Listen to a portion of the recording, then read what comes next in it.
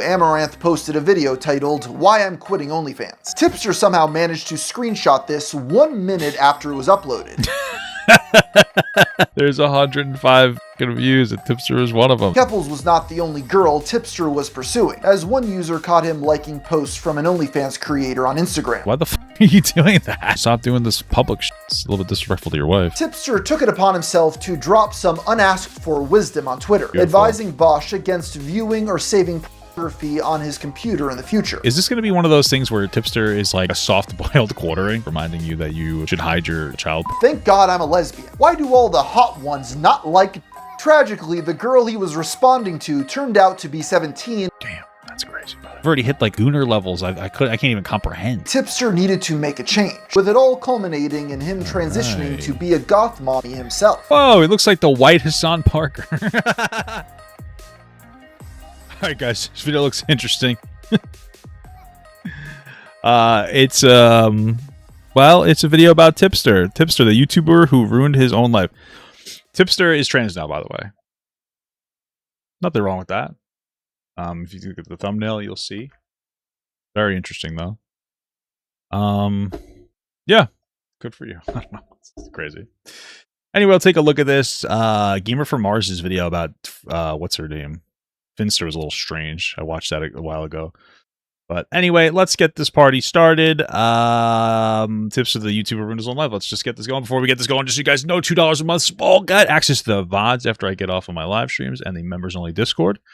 And then for $5 a month, you can get a medium gut, which gives you members-only videos and some previews to videos. Yeah, pre-releases. That's what people call them. If you're going to do it, which you don't have to do it through your desktop, God bless. We also have stickers. This is a quick plug. Here we go. Yeah. I like the butt one. I always do that. I'm very immature. But yeah, enough plug of my shit. Let's go. Robert here, and as always, I am your geeky tipster. And Robert here. I'm not a fan of drama. However, when something strikes a nerve with me, I'm not afraid to speak up. It's hard to find an internet I could see the trans in him.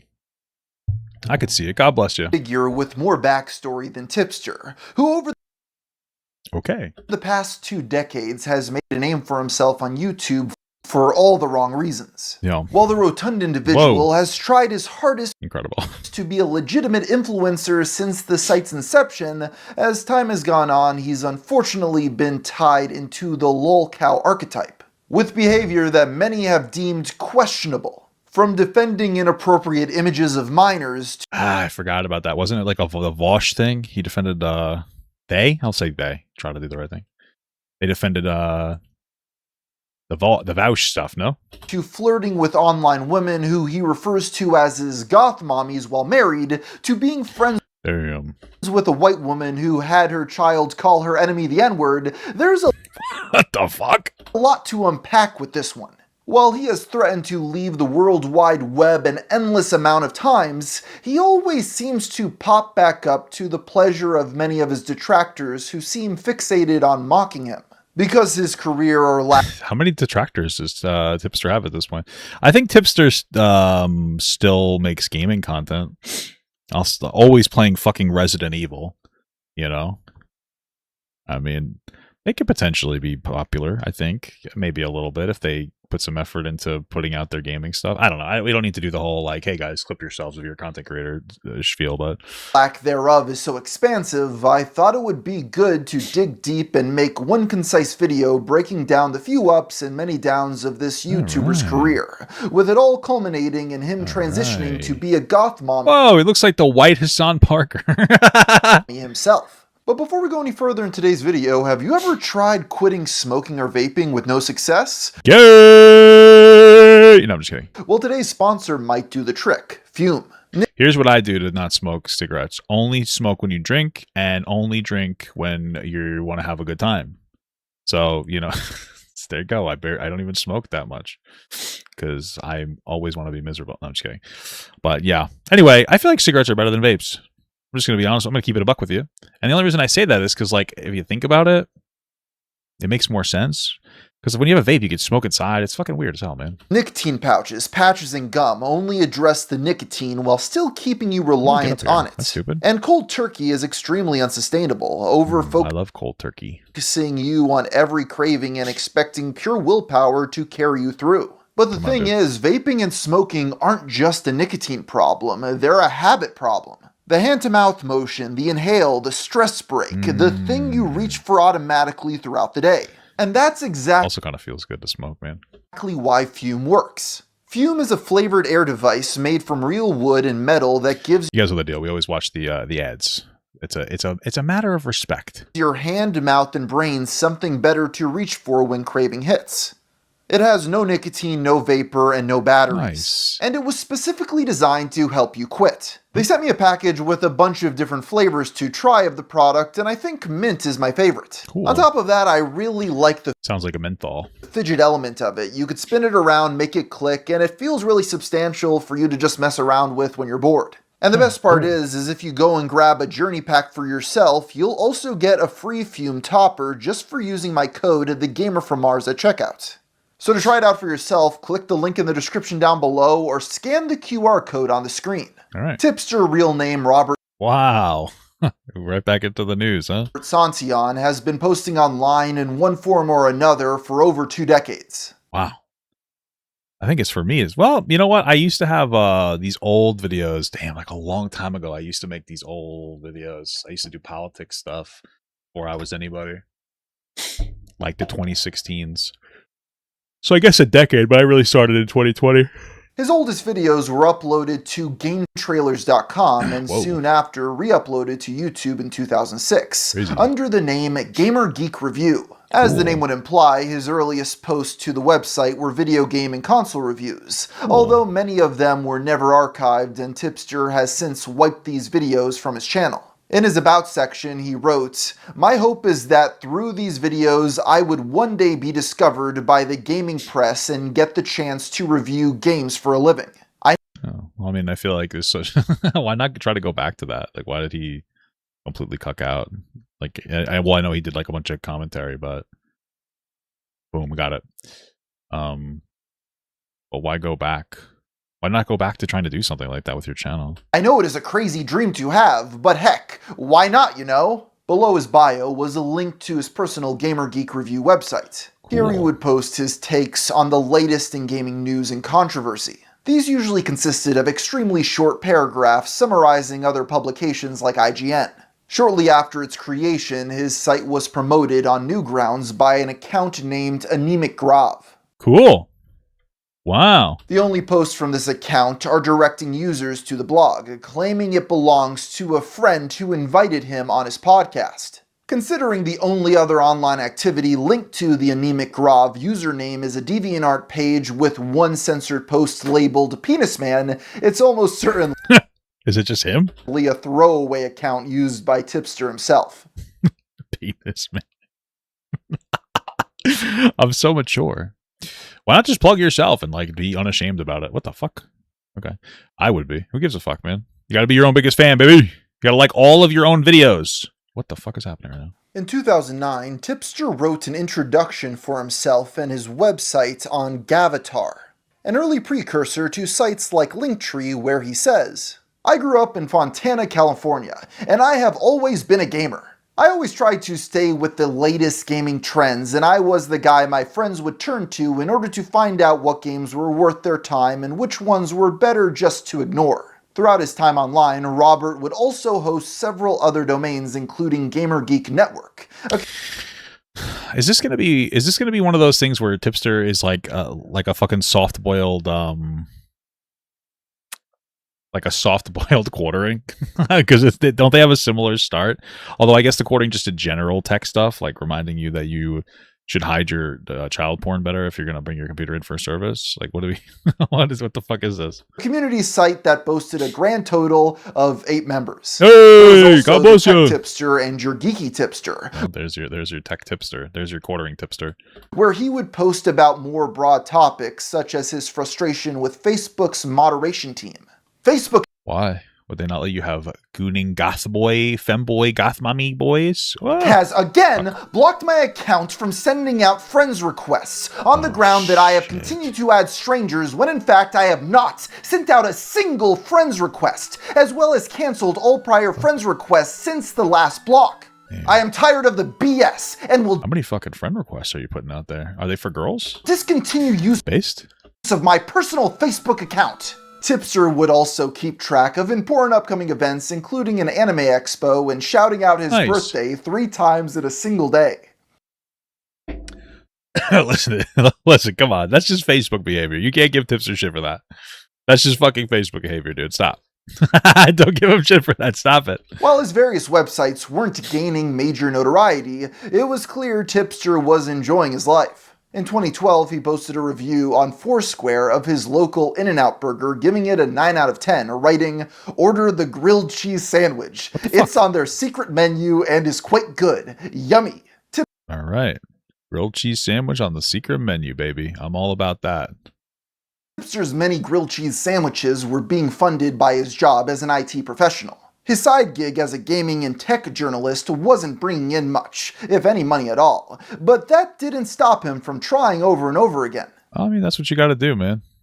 That's what you gotta do. You gotta keep your shit going. You gotta keep trying. Through the next few years, his videos evolved from tech tips and reviews to a broader range of content, including unboxings, vlogs, and general internet discourse. Although people never showed much interest in Tipster's personal life or tech updates, his videos covering internet controversies slowly found an audience. Something about controversy that people really like to watch, man. I don't know what it is. I feel like it's probably easier than doing regular content. I don't know. Imagine just sitting here playing fucking video games and not doing commentary. Would anybody give a fuck about me? Does anybody even care now? You know what I mean? I don't know. By 2016, after 10 years on the site, he had amassed just over 12,000 subscribers. He was also now living with his wife, who occasionally appeared alongside him in videos. Hey there, folks. Robert here, your Geeky Tipster, and I'm here with my wife, Cindy, today. How are you doing? Oh, she's nice looking. She's cute. Today, sweetheart. Sweetheart. You doing good? By all accounts, is that his current wife? Tipster had a simple, peaceful, and happy life. Nice. He even began multi-streaming to his humble community on YouTube and Twitch. Guys, you can't be multi-streaming, okay? Stick to one platform at first. Don't cuck yourself. But beneath the surface, his channel's relatively slow growth began to get under his skin. On May 13th... Shit, man. True. Same here, man. Sometimes it just sometimes it just tickles your tits. You feel like you're doing so much for so long. You're like, when the hell is it my turn, you know? 2016, he took to Twitter writing, "A friend just sent me a really up message. I'd be lying if I said it didn't hurt or get me down." I feel like just don't tell people online. Don't tell us about that. Talk to your wife about it. Confide in your wife. We don't need to know about that. I feel like that's wife stuff. Stuff upsets me too. I talk to my wife about it. You know, so you don't have to really come to the internet for everything. "But I won't let it keep me down." He later posted a video elaborating on this tweet. Why? And essentially what this person said was that me working on YouTube is pointless. There's no value to it. There's no worth to it. Why do I do it? It's just a total waste of time. It's kind of fucked up. I'm wasting my life away in front of the camera, and what I'm doing is going to amount to nothing. Damn, that is fucking mean, dude. That is mean. Is that exactly what they said? Or, you know, here's my thing. That's mean. You know, let somebody do their thing as long as it's not hurting anybody. But then my next question, I guess, would be like, hey, like, is it impacting your ability to like do other things? Was that like your friend that's actually also a friend of your wife's, and it was like, yeah, man, you're spending all this money doing this or all this time doing this, and it's neglecting your wife or something? I don't know. Is there more context? Is the only question that I'm really asking here. In spite of this hurtful message and attacks he had been getting from various online trolls, Tipster reaffirmed that sounded like it was his friend, he said, no? That he wasn't going anywhere. This resilience paid off. All right, I'm not going anywhere. When just a few months later, an unexpected figure gave his channel a major boost. I'm in shock right now. I just wrapped up my stream, and I'm in shock right now because I got raided by Zoe Burger. What? Zoe Burger? I don't know who that is. Who the fuck is Zoe Burger? I did not expect that. Apparently she was doing a stream where she was just raiding tons and tons of people. And I happened to be one of them. Today was Zoe Burger. Somebody please help me. Please help me. Honestly, a rough day. That made my night. If you're watching this, Zoe, thank you so much. Zoe Burger is a name you likely haven't heard in years. Is she a porn star? What the fuck? But in 2017, she looks like she would do scat porn. You know what I mean? I don't know what that means. I have no idea. I don't know that joke. What's the inception of that joke? I don't know. She was one of several women leading the charge in testing the limits of YouTube's live stream policies. To be more specific, she claims she would post her own nudes at 1 million subscribers, a milestone she quickly reached. Wow. At the time, she was one of the most controversial figures on the sites. Was that Shane Gillis? Collaborating with other large YouTubers like John Scarce, and getting no idea who the fuck that is. A diss track made on her by Rice Gum where was that hairy armpits? Who would have liked that? He makes an astute observation that her nipples look strange. That's weird. It's weird what I zoned in on when he like John Scarce and getting a diss track. It's weird what I zoned in on. I think that could be a self-report. Strange. Getting a shout out from Zoe Berger near the peak of her popularity was a big deal, and she even began shaking her butt at the camera in hopes it would encourage more of her viewers to subscribe to Tipster. As a result, wow, she must really like Tipster. What is it about Tipster that's so alluring to these people? That's so interesting. Quickly surpassed 14,000 subs. This boost in viewership was the push he needed to go all in on streaming and content creation. He stopped maintaining the Your Geeky Tipster website and finally rebranded his channel away from his real name to just Tipster. Just Tipster. Just the Tipster. She was diagnosed with Asperger's and lymphoma. Zoe Berger is the resulting name. What the fuck are you talking about, man? Along with this rebrand came a new intro to all of his videos, where he can be seen holding 2 vintage Nest Zappers, while a remix of Dr. Dre's The Next Episode featuring Snoop Dogg plays in the background. This interesting choice of music eventually resulted in every single video on his channel getting copyright claimed in 2019. Okay. What a stupid asshole.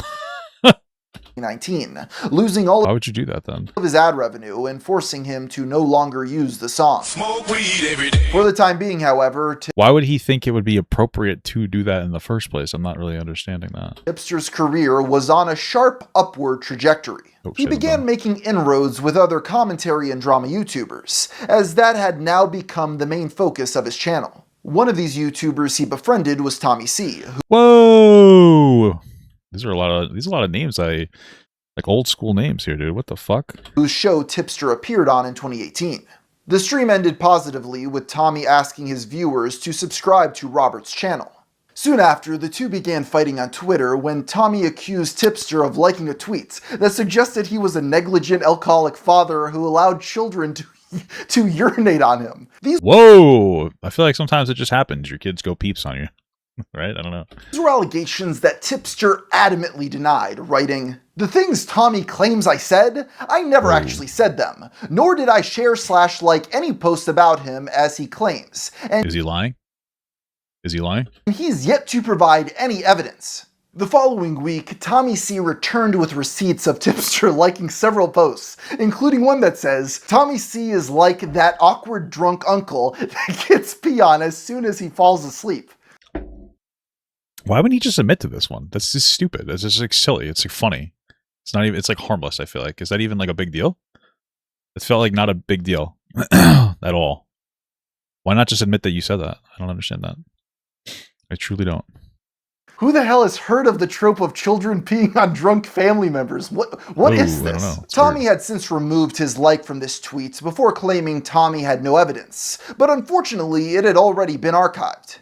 This minor spat was just a glimpse into Tipster's true character. Well, I mean, to me, it just seemed like a silly joke of like, haha, my friend is kind of a goofball. So I don't really understand. Did that Tipster actually deny that? Did he just say like it wasn't that big of a deal? You know, you're overreacting. Like, what did the supposed denial look like? I don't know. An inability to admit faults, something that would only become more well, if he actually did just say like, oh no, he never did that, then like, yeah, that's stupid. But if he was just like, yeah, man, it was just a joke, like, it's not that big of a deal, I think that's fine. I wonder what the actual framing was. Pronounced over time. Well, I guess he said he didn't do any of that, so. It was also not the last occasion his liked posts on Twitter would cause him trouble. Regardless, his fan base, whom he dubbed the Tipster Mafia, continued to grow. Nice, the Tipster Mafia.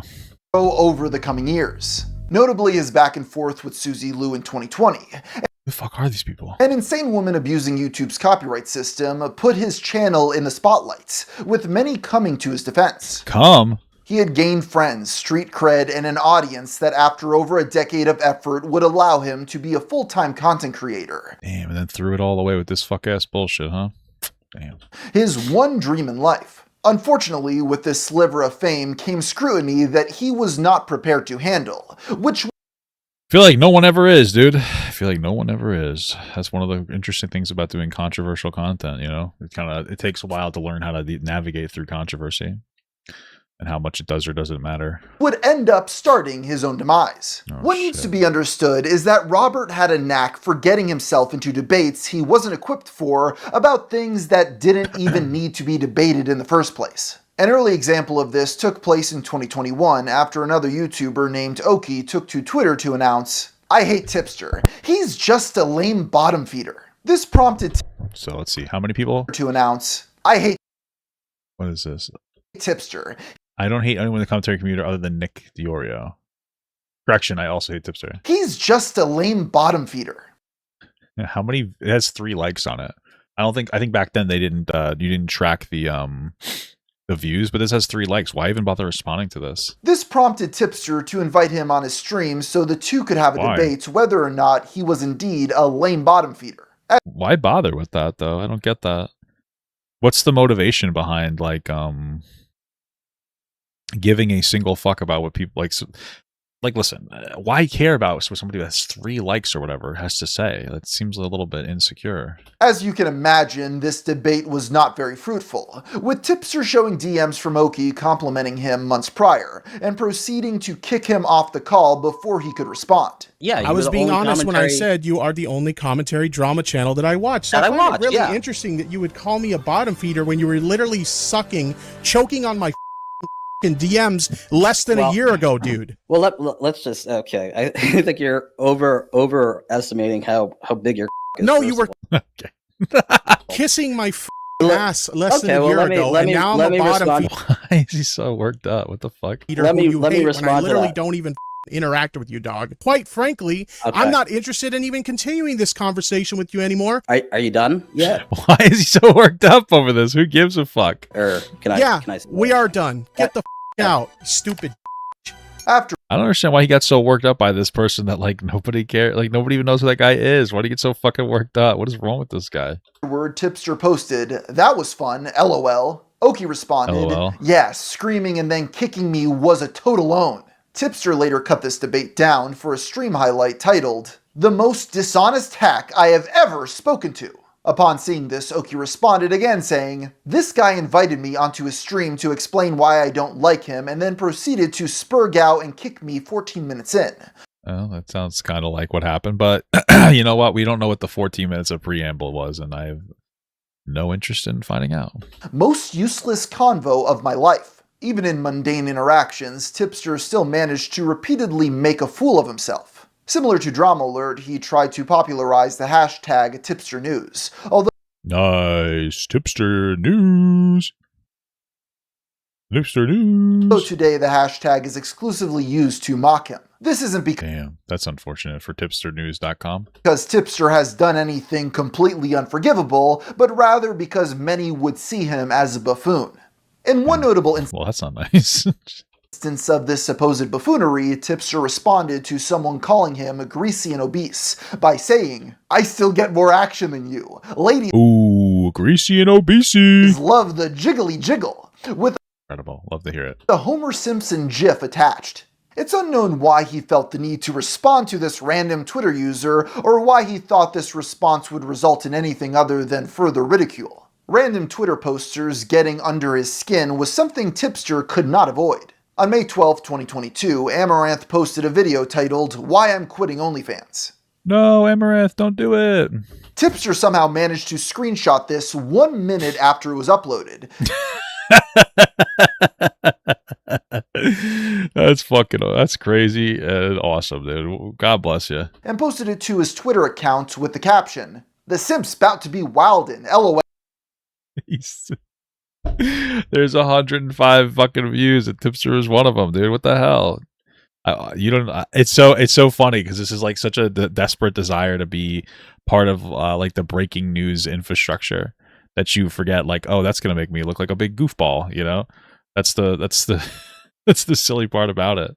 If you were a little more worried about your optics, you'd be like, oh, wait a minute. It might not be a good play to be the first person to post that Amouranth is fucking leaving OnlyFans or whatever. Well, when other users pointed out the odd timing of a screenshot and the fact that he appeared to already have watched 30 seconds into the video, Tipster responded by unfollowing and blocking them, including accounts that didn't even tag him directly. This banning spree continued until half the community was blocked by Tipster, including many of his friends, at which damn. Come on, Tippy, what are you doing? Oh, fuck me! Point he posted an anime gif with the caption, Twitter feed looking less cancer at the moment. Damn, he's fucking ulting so hard. You can't Kaiway anime this kind of shit, dude. You can't be fucking mass blocking and then be like, I'll show you how anime I can be, you know? Kinda wish I did this sooner. He followed this up with another anime gif saying, Twitter blocks are so weird because can't people still see everything you post anyway? So it seems very strange to me to block somebody on Twitter. Like I get it on like TikTok or something. Twitter is like uniquely weird. Unfollow a few people and everyone starts coping, living rent-free. Tipster clearly wanted people to believe that he was unbothered by the whole ordeal. This is no better way to let people know you're unbothered by constantly talking about how unbothered you are. This is likely why he privated his Twitter accounts before posting another anime gif captioned, stepping away from the net for a bit. Okay. I love that one. Just stepping away for a bit. Don't know when I'll be back, but right now my mental health is more important and I need to focus on that more than anything. I'll be back when the time is right. He then wiped his entire Twitter account. Wow.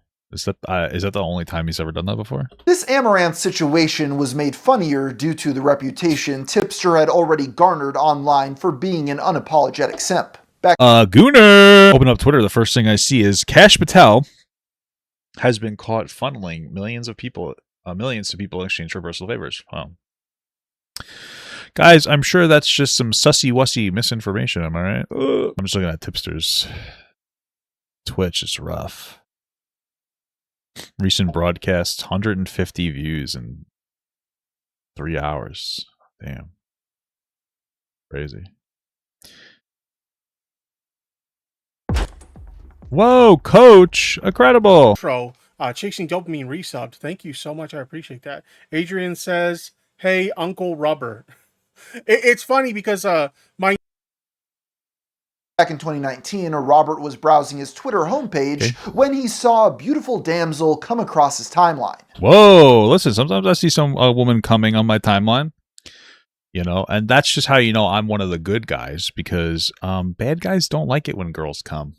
I'm one of the good gooners. I'm just being stupid. In her post, she wrote, thank God I'm a lesbian. This upset Tipster greatly, and he replied, why do all the hot ones not like hashtag feels bad man?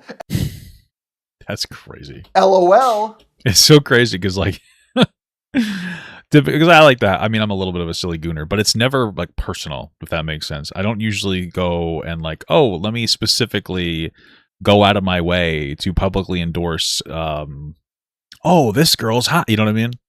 I don't do that. I think that's strange, personally. I think it's a little bit strange, especially when you're married. You know what I mean? You got to find the fine line between simping, not even simping, gooning and simping. You know what I mean? You can't be simping. The only person I simp for is my wife. But I'll goon, you know? So you kind of have to figure out the correct, you have to figure out the correct goon, if that makes sense. Unless you're Tipster, I guess. Because you can't be simping. You can only be simping for your wife. Come on, buddy. Tragically, the girl he was responding to turned out to be 17, with her posting underage in her bio. Damn. That's crazy, brother. Tough one. At the time, Tipster was 32 and, as mentioned prior, married. Well, damn. That's crazy. That's just fucking crazy. I mean, listen, I don't know what to say. Tipster, what the fuck are you doing? Many fans hope that Tipster just... Come on, you got to check the bio first. Especially if you're going to say something asinine like that.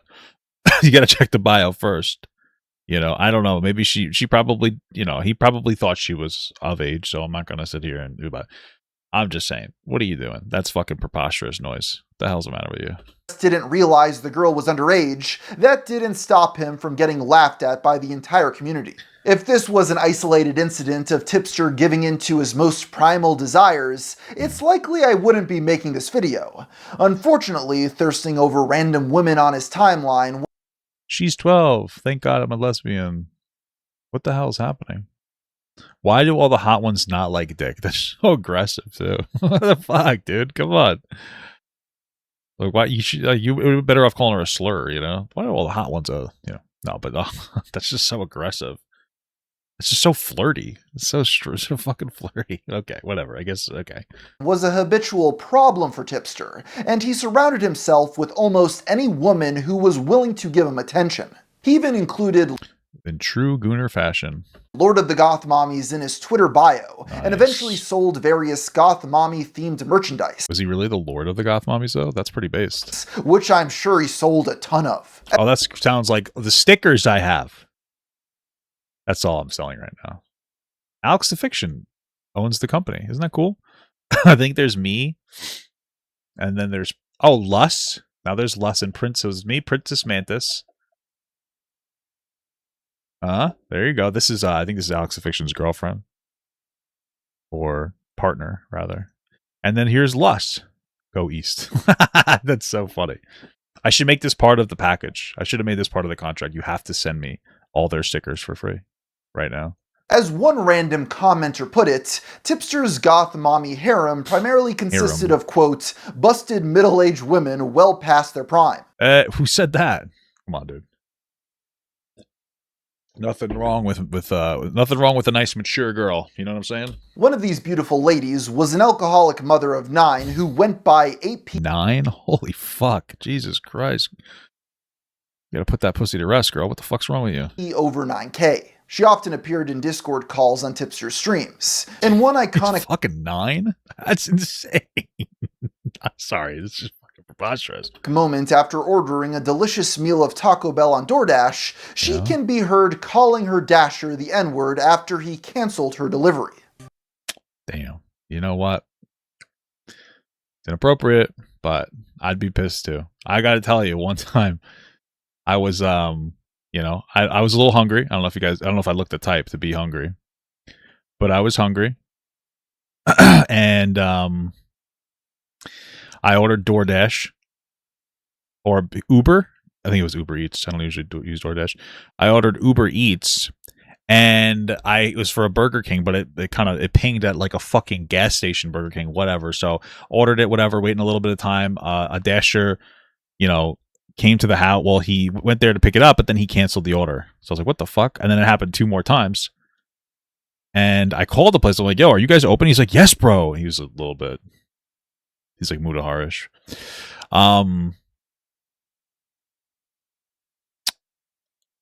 And it turns out he wasn't really open. So I don't really understand what happened there. I got pretty pissed, but I didn't say a slur.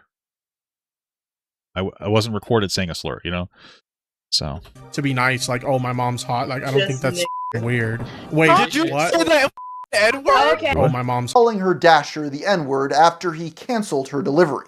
To be nice, like, oh, my mom's hot. Like, I don't think that's weird. Damn. The fuck. Wait, did you what? say that N-word? Okay. Yeah, bro, that's rough. That's a rough one. That's a rough one. Yeah, no. What that's not about? Okay. Well, that's why she got removed from the call, because it's not okay. Get the out of here. I know you did it, but I'm like, dude, you can't trust these white women, bro. True. Clearly, she was great company for Tipster to keep around. And after one of many instances of Tipster being mocked on Twitter, wherein he deleted most of the videos on his channel and declared he was leaving the community for good, she took it upon herself to defend him, claiming another commenter named Bowblax wasn't a good friend to Tipster. This a lot of weird shit going on here. That's all I'm saying. was confusing, as Bowblax was one of the few people not making fun of Robert at the time. The two got on a call with Tipster, joining to mediate, although it was nearly impossible to follow why AP was upset. You said this tweet is f***ed up, correct? This tweet I made about Tipster's f***ed up, correct? No, I think you're a giant piece of shit. I think you're a really f***ed up, shitty person, honestly. Damn! Like, That's interesting. That to me, that sounds like she's getting like insider information from Tipster, or that kind of makes Tipster seem like some kind of a victim. That's what I'm hearing there when I'm hearing this, which seems a little bit strange. I mean, I don't know. Unfortunately, I don't think that Tipster or Bowblax are like bad people, but they're very sensitive individuals that take things very personally, very consistently. I think that's one of the problems that they have when it comes to being like online. I think that's one of the issues is like that lack, like that sensitivity, especially in a sphere that kind of doesn't let you be sensitive. You know, you can be a sensitive person, but not if you're doing commentary on people, because a lot of times, and you know, I've seen the way that Bowblax talked about Tipster at a certain point. There's a lot of aggression there, a lot of like just like kind of rambling and like you could say bullying Tipster at a certain point. I don't know if it happened up to this point, probably not at this point, but it was pretty crazy. So, you know, you got to be a little thicker skinned and a little more meaningful in your, you know, hurling of insults if you want to do commentary. Just in general, but that's probably because I'm actually an adult. The debate ended with Tipster panicking and deleting the entire server mid-conversation. What the fuck? Why? Oh, I'm kicked from the server. Wait, what? Wait, did Tipster give her... Tipster deleted the server. The server got deleted. Oh my god. The following day, Robert posted an apology tweet writing, "I wanted to take a moment to apologize to both AP and Bowblax for what happened last night. Crazy. The whole thing was a big misunderstanding that led to a huge mess. Also, I apologize a mess in my diaper to AP for not making it clear Bowblax was live. I assume she knew, and that was a mistake. I am going to take a few days offline. After last night, I just need a few didn't know. Guys to AP for not making it understanding that led to a huge mess. Also, I apologize to AP for not making it clear Bowblax was live. Oh, did she just not? Okay. She just didn't know that it was... Okay, that's probably a big fuck up on your part. You should make sure the people that you're talking to know that you're live. I assume she knew, and that it's like a basic etiquette. Was a mistake. I am going to take a few days offline. After last night, I just need a few days to myself to decompress. that's like another Twitter deletion type of a deal now. Rather than taking a few days off, though, Tipster returned the following day to announce he had taken some Delta 8 gummies. Nice. Is that marijuana? In the end, it seems his apology was not enough for AP, as less than a month later, Tipster had to publicly cut ties with her after finding out she had participated in an anti-Tipster Discord server. Damn. There's a lot of just weird, snarky fucking behavior amongst grown people. It's so strange. This game is fucking crazy to do with these tits. Look at this, though. I look kind of hot today. Based. She was also now claiming Tipster had intentionally misled her about the debate to being a private call that wouldn't be streamed. Robert responded by saying, "Now you're outright lying." Now you're lying. I love the anime profile picture. You see it? I know you're lying. I know you're lying. I never promised you it was private. Everyone knew it was live. The VC channel the call took place on was literally called on air, and I told you he was live. I wonder if that's like the only channel that he has. It's like a voice channel, and it's called On Air, so people will go in there even when it's not on air. But you weren't paying attention. He then posted another sad anime gif captioned, "Sometimes I wonder why I bother being a loyal friend to people who clearly don't deserve it. Cause when it comes time to return the favor, I'm always kicked to the curb. I'm too kind for my own good." It's such a cock thing to say. Like, listen, I've had instances where I'm like too nice to certain people too, and like I thought that we were friends. Whatever. What are you gonna do? I don't monologue on it. I don't monologue about it on fucking the internet. You kind of just say your piece and you move on. If your piece is even worth saying. What? This was the last straw for AP, who posted a Notes app response claiming that she was drunk during the Bowblax stream. You're fucked up. Although she denies being an alcoholic, writing, "If I was actually an alcoholic, don't you think I would know where my limit is?" And to answer her question, no. She then did the only logical thing and leaked all of her DMs with Tipster. The carnage left in the wake of these DM leaks was immeasurable, and the event went on to be known as Tipstergate. In these messages, AP... Fucking Tipstergate's ridiculous. I wonder how well this video is going to do about Tipster. Like a Tipster video? You know, I'm not trying to shit on Tipster, but that's a crazy one to talk about, you know? He can be seen sending Tipster screenshots of a user named Spondyle getting 0 likes posting into the void about her. She was clearly upset that Tipster wouldn't defend her from this menace. Tipster calmly Spondyle. That name sounds familiar. Responded with a level head writing, "I'm just gonna leave the internet, okay? I screwed up and now everyone is mad at me. So I am just gonna leave and I am not coming back." AP reassures him by saying, "I will never be the person that gets mad and turns on you or spills things you told me in confidence. That is not who I am." Of course, since we're reading this message, told me in confidence. But you could have tried to be a good friend to me in this. I thought Bowblax and Nick were being mean, so I said something. I never should have, obviously. Okay, got it. That is not who I am. True. Of course, since we're reading this message right now, she did exactly that, which is why we now have something known as the ripped pants incident. What the hell? What is this, fucking SpongeBob? This is because also in the leaked messages, Tipster stated, "Sat down in my office chair this morning and my pants split in the ass. Had to rush home and change, lol. Should have That's rough. That's a rough one. That definitely is something you just tell your friends. Took a picture of the pants. It's crazy." Besides talking about wardrobe malfunctions, many of the leaked DMs were also having Tipster attempting to rizz up this married mother of 9. "I thought you looked great in that photo, to be honest. Goth mommy could get it."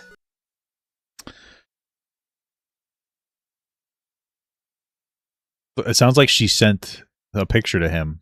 Something says, "Too bad, and because I'm blurry face, I don't give a fuck. I don't fucking care." No, that's what she said, actually. Although it's actually pretty easy to hurt my feelings. Okay. Notice the new PFP. Not gonna lie, looking kinda hot in hot pink. They probably were flirting back and forth. This is probably like a dual directional type of a thing, and not like a one-way simp situation. I wouldn't doubt if she sent him like fucking booby pics or something. I wouldn't doubt that at all. Even hotter, Goth mommy. Haha. Thanks, LOL. I love it. Well, that isn't exactly an inspiring response, but okay. You a hot goth. Haha. Haha. I guess she looks okay. Your friend kinda cute. Haha. Ayo, she's 16.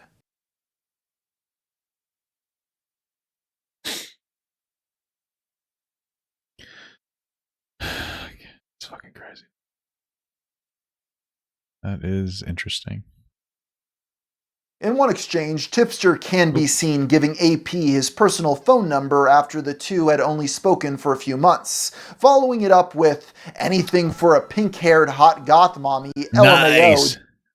JK. What can I say? I got a thing for goth chicks." In the wake of this betrayal, Tipster leaked a message she had sent prior to posting their DM saying, "This whole thing is out of control, but I figured I may as well drag us both to hell." Damn, drag him to hell. He also made a response of his own addressing the various goth mommy related texts, claiming he and AP had just been good friends and nothing more. Regardless of any perceived wrongdoing on his part, Tipster should have never spoken to this woman again.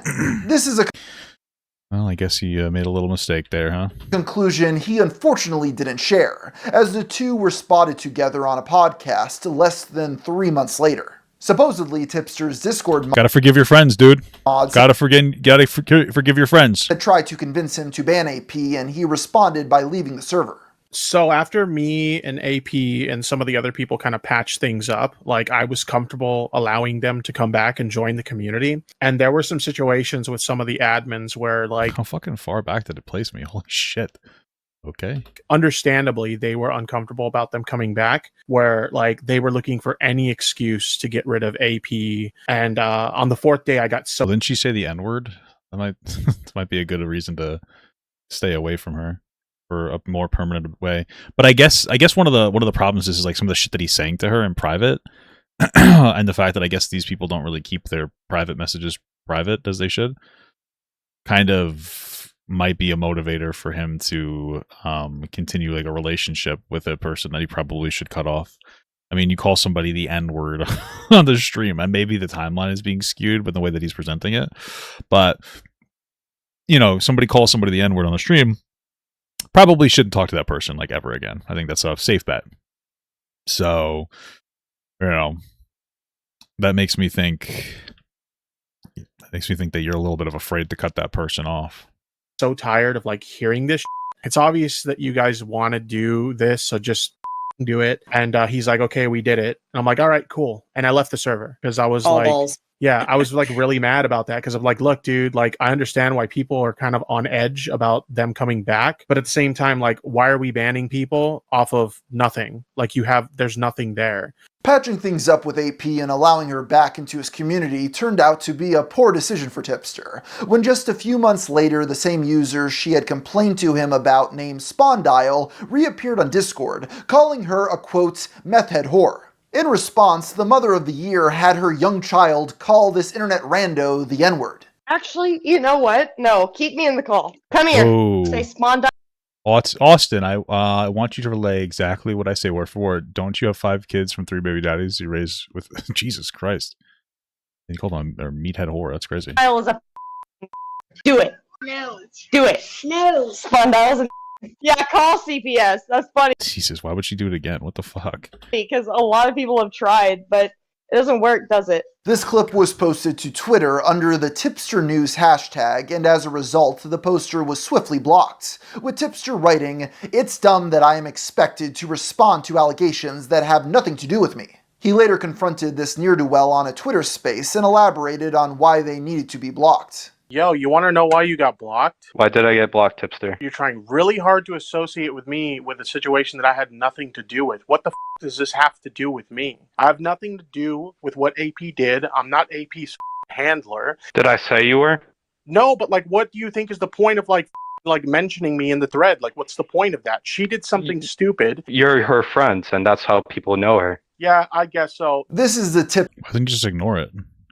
Especially if he's not friends with her or not actively associating himself with her at the time. I don't get it. Tipster cycle on full display.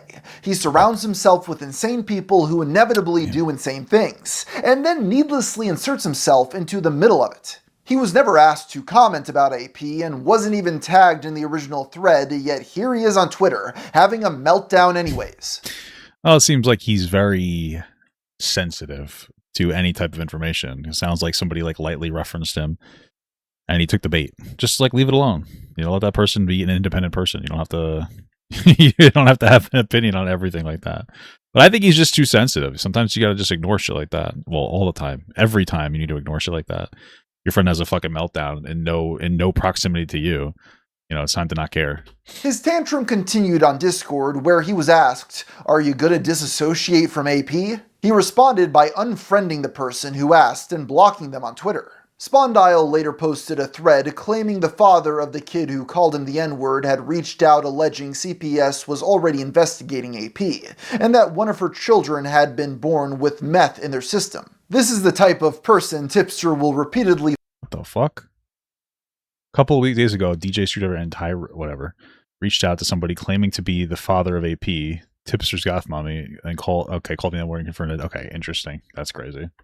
That's like very weirdly sloppy to actually give enough of a fuck about somebody like that. He fall on his sword for in exchange for a potential 2 a.m. Gooner call. With these revelations, it seems Tipster finally cut off contact with AP for good, replacing her with a new goth mommy who went by Rum. You would hope by now he would have learned his lesson. Man, what does he always have a fucking roster? What the hell's wrong with this guy? What the fuck? But you would be wrong. On February 19th, 2023, Rum was caught liking a post containing what appeared to be an explicit drawing of a child. Ordinarily, this wouldn't present a major issue for Tipster. Why is this always... Why is he always... Oh, I remember this one. I remember this one fucking 100%. As Rum was not a key figure on his streams and nobody was even asking him to comment. Of course, this is Tipster we're talking about, so none of that mattered. One of his goth mommies was in peril, and it was time for her valiant knight to step in while... It's so interesting because before Tipster was like, hey, I'm a loyal friend, how come people don't defend me the way I defend them? And it's like, you know, it's not... I don't think it's a big, I guess, own or a big thing to praise that you're willing to defend, like, really just, like, just stupid-ass behavior, you know? It just seems like dumb as fuck. Debating none other than Bowblax on the issue. As he'd state, I see the usual suspects are trying to call someone out for liking Loli when they don't know what Loli actually is. Some things never change. It's Loli, Tipster. It's a cartoon of a child with nothing but a strip of clothing covering the flat chest and crotch. Yeah, that's pretty fucking crazy. Why is it a child? Because it had small tits? Guess grown women never had small tits before. Small tits. It's just crazy, dude. Come on. You know, stop defending this shit. Damn. Stop defending this stuff. Like, you know, it's interesting because you could be a content creator now. You could be like the friend of like Chibi Reviews. It is also very interesting because the only people really defending Lolicon right now are like right wingers. Like for whatever reason, there's like this pocket of weird like right winger Lolicon defenders like Chibi Reviews and Tectone and Nuxtaku and stuff. And it's very strange to me. You know, it's like a very right wing behavior. And so Tipster is, I think, very left wing. So it's very interesting where you're aligning right now. Wow. The girl has no tits, Tipster. It's clearly a child. No tits, Tipster. I have seen video game characters that look like this and no one bats an eye. When prompted to provide an example of any video game character that looked even remotely similar to the image in question, Tipster responded by saying, "My point is that this community is full of spurgs who know nothing about anime or anime culture commenting on anime culture, and it's..." Well, I think that sometimes there's problematic aspects of anime culture, I guess that's what you're going to say, where there's maybe a little too much support for Lolicon stuff. Dumb dude. This was the hill Tipster was choosing to die on, literally posting, "I stand by my take. Rum did nothing wrong. I will die on that hill." Evidently upset after seeing this on his timeline, Keemstar replied saying, "You won't even debate the topic on my show."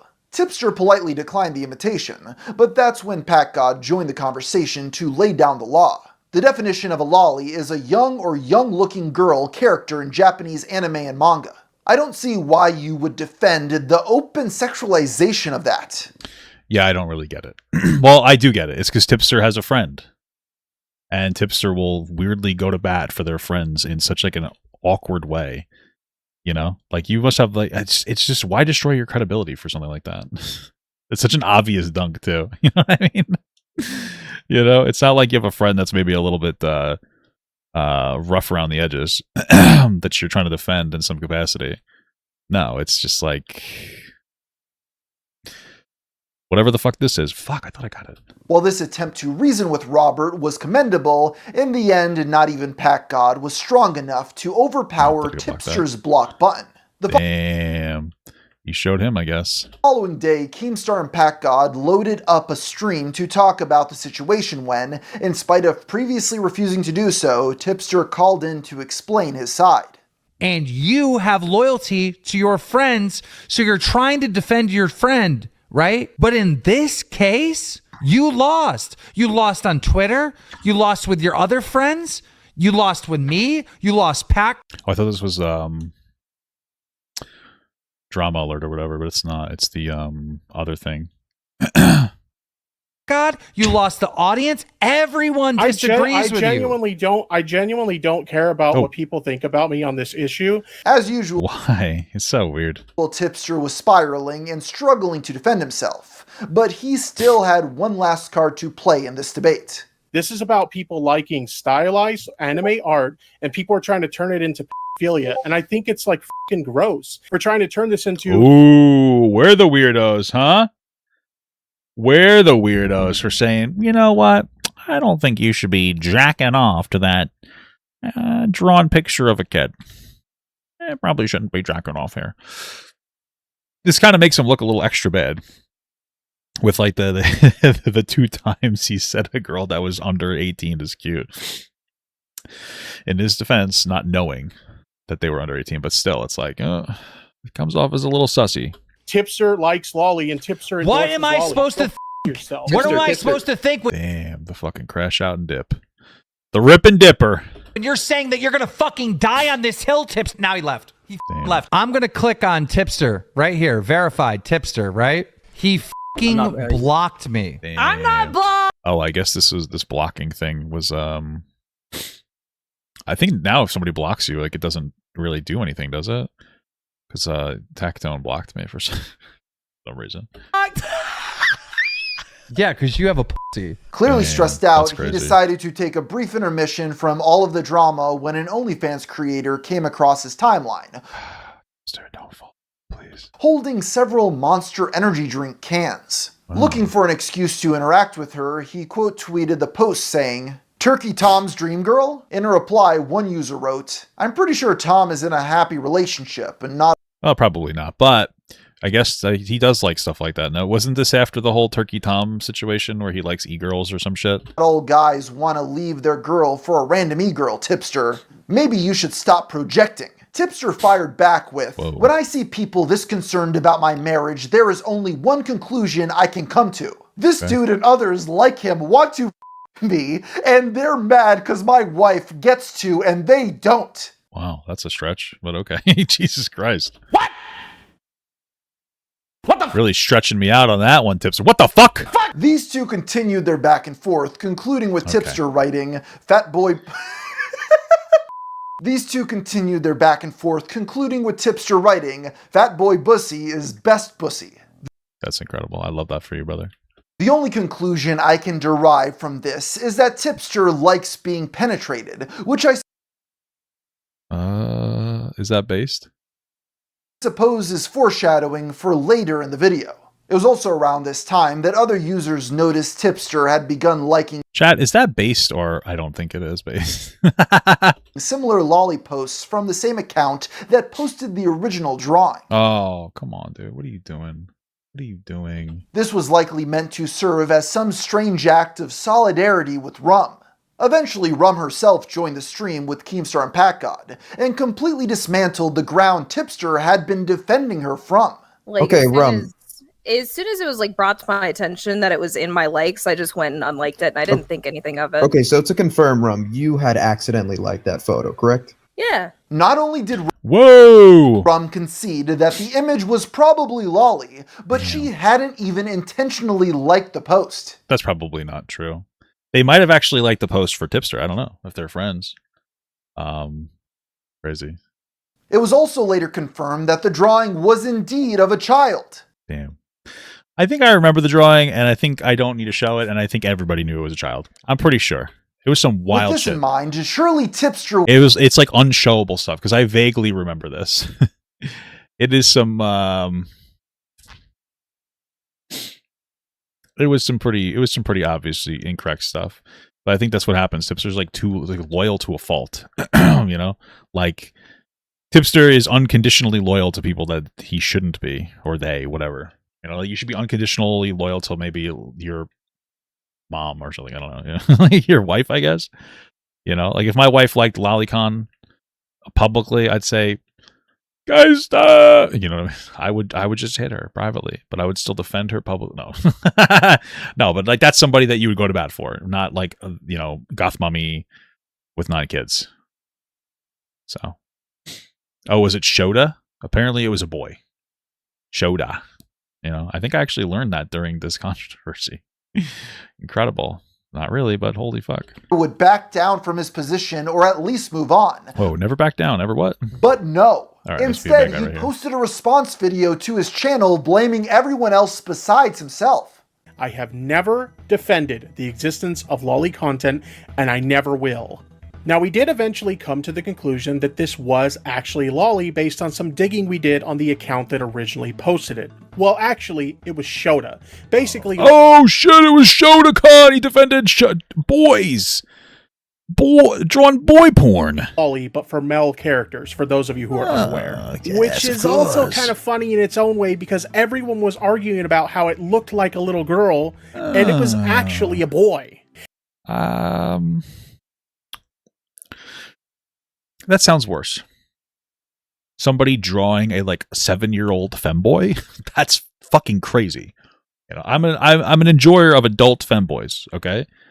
But, you know, a femboy I feel like is always sexual. So you're sexualizing a fucking kid. Is this an own for him? Come on, Ben. Don't do this to yourself. And I was just looking for a bit of clarification, just to be sure. But in my opinion, my biggest mistake was trying to have this conversation in this community, because they too aren't equipped to tackle this conversation properly. This community doesn't have the intellectual capacity to have these kinds of conversations. I get that we're human and we make mistakes. I get that we're human. This is triggering me sometimes, but y'all this one up so damn bad. It's crazy. And these are just some of the many issues I have had with the commentary community over the course of the past year. And it's the reason for the past year that I have been distancing myself from this community. Y'all made a mountain out of a grain of sand. Keemstar was saying, I don't know, man. Lolly's pretty crazy. That everyone should come together and oust me from the community, the same way they did with Flamenco. And to that I say, don't bother. I'll see. Fuck is Flamenco? Myself on out. Damn. In spite of constantly I'll see myself out, bitch. I like that. Good job, Tipster, I guess. Putting himself at the center of any turmoil that surrounded him, he seems to believe it's actually everyone else forcing him into this position. His proclamation that he would be leaving the community was also meaningless at this point. I mean, I just don't understand why you would make a proclamation that you're leaving a community. Just leave and don't make a big stink about it. Considering it's probably the 5th time he said this in the past 2 years. What the hell? All this drama left Tipster in a precarious position, with few friends and even fewer goth mommies still associating with him. Yeah, maybe he thought the goth mommies would like the lolicon. I don't know. What the fuck? My wife's in the chat. Is Tipster or Boogie the one that's trans now? They're the same person. Right? It's Tipster is the one that's trans right now. Baby love. Like, it's fucking crazy. Okay. This is when he saw a golden opportunity to jump ship entirely to a much more welcoming community. On August 5th, Whoa! Keffals. Whatever happened to them? I think that they were talking about, paraphrasing, correct me if I'm wrong. So there's some conversation about trying to help youngsters get hormones for transitioning, but maybe, I don't know. It's just not appropriately. It's a little rough there, guys. A little rough there, guys. I was woken up by London police services pointing an assault rifle in my face at my home. The disgraced creator, Keffals, is somebody I've discussed previously on my channel over her various antics. By 2023, she had already made herself a pariah in most online spaces They should just do fucking OnlyFans, dude. They could make probably a good amount of money doing that kind of shit. due to a series of slanderous lies she spread about other online figures and her local police department. She did, however, still maintain a small following of ardent supporters, and among them was Tipster for some reason. That Underdog. Maybe Tipster thought they could get some easy titties pics from them since nobody liked them. reason became more clear when, upon doing a scroll through of Keffals' Instagram, one user came to the horrifying realization that Tipster had liked every single post. A lot of them have boobs in them too. That's crazy. Even on his stream, Tipster was giving. Was she telling people how to brew them in their bathtub? Shit, that'd be crazy. I think that sounds right, but again, I don't remember the specifics, so I don't want to have a strong opinion on it. You know, giving Keffals unusually positive coverage. So Keffals usually kind of dresses up like tomboyish, right? Keffals? Can we just agree that she cleans up real nice? So Keffals? Come on, dude. What are you doing? You know what I'm saying? Like when she, maybe puts on a little bit of lipstick and, puts on a nice outfit and stuff like that. She cleans up like a shiny new penny. Is that wrong for me to say? I don't think so. Robert's association with Keffals began to draw the ire of many of his followers who were increasingly outraged by her behavior, including attempts to deplatform creators she didn't like, trying to Steven, is that Destiny? get the internet gossip forum Kiwi Farms taken down, and founding the controversial Discord. Well, Kiwi Farms is pretty fucking crazy, so I don't know. Maybe a based take from Keffals there. Kiwi Farms is literally just like a bullying platform that exists to harass people. It started as a harassment network for fucking Christian. It was the Quickie Farms, CWC, Christian Weston Chandler. So if you're gonna have a thing against something, that might be a valid one to have it against. Discord server Catboy Ranch that did not require age verification to join, leading to accusations of grooming. Apparently, none of these were red flags to Tipster, who went on to use a clip of her talking for a soundboard. We love Gooner games. Oh, I'm being so horny. Thank you, Daddy. Okay, did not need to hear that. Shut up. We love us some Gooner games around here, okay? People's disdain for Keffals very quickly what the fuck got under Tipster's skin, who once again privated his Twitter account before making a post announcing he would be leaving the internet. I'm probably gonna be taking a brief break for a couple days. Oh my goodness. Isn't this the third time that they announced they're taking a fucking break? What? Admittedly, my mental health hasn't been the best as of late, and I just need some time to decompress. He returned to Twitter less than 12 hours later. That's crazy. Given Robert's history with women on the internet, it's hardly a stretch to imagine he had ulterior motives with befriending Keffals. Of course, it upset Tipster What, titty pics or something? greatly when anyone pointed that fact out. This is a common trope with those weirdos. I am friends with women, therefore I must want to sleep with them. It's a— Listen, brother, I'm not really friends with any women. Oh, a little too soon. Okay. Listen, man, I'm not really friends with any women. You know what I mean? I just feel like there's probably people who can be, but I'm friends with like one woman. My only female friend. It's my wife. No, I'm just kidding. I've my wife and I have a couples friends name of David and Christine. They're very lovely.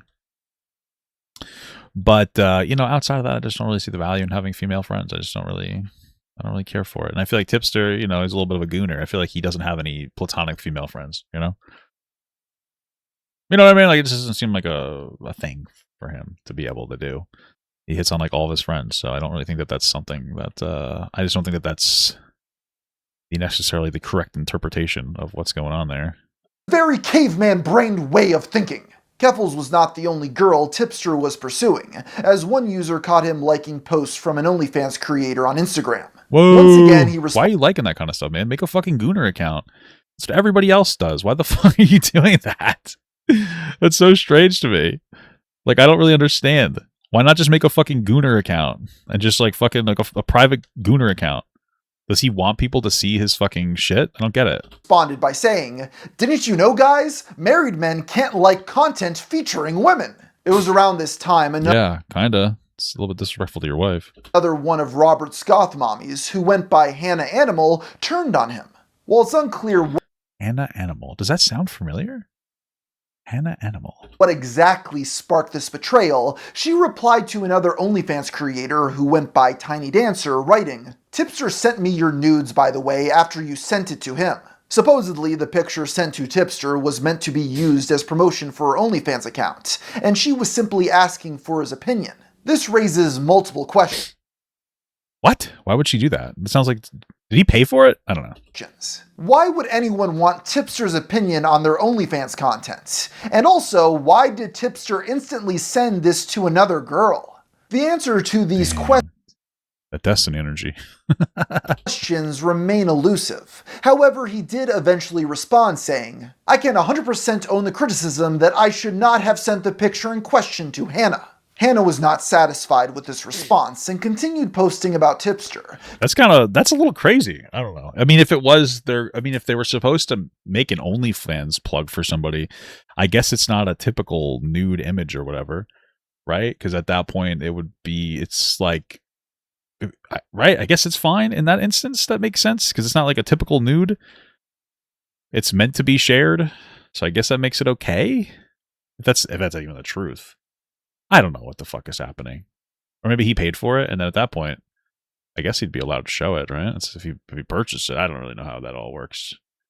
I don't know. Okay, I guess I'm not going to grab that then. Okay, fuck me. Claiming he had added her on Snapchat without ever being sent her username.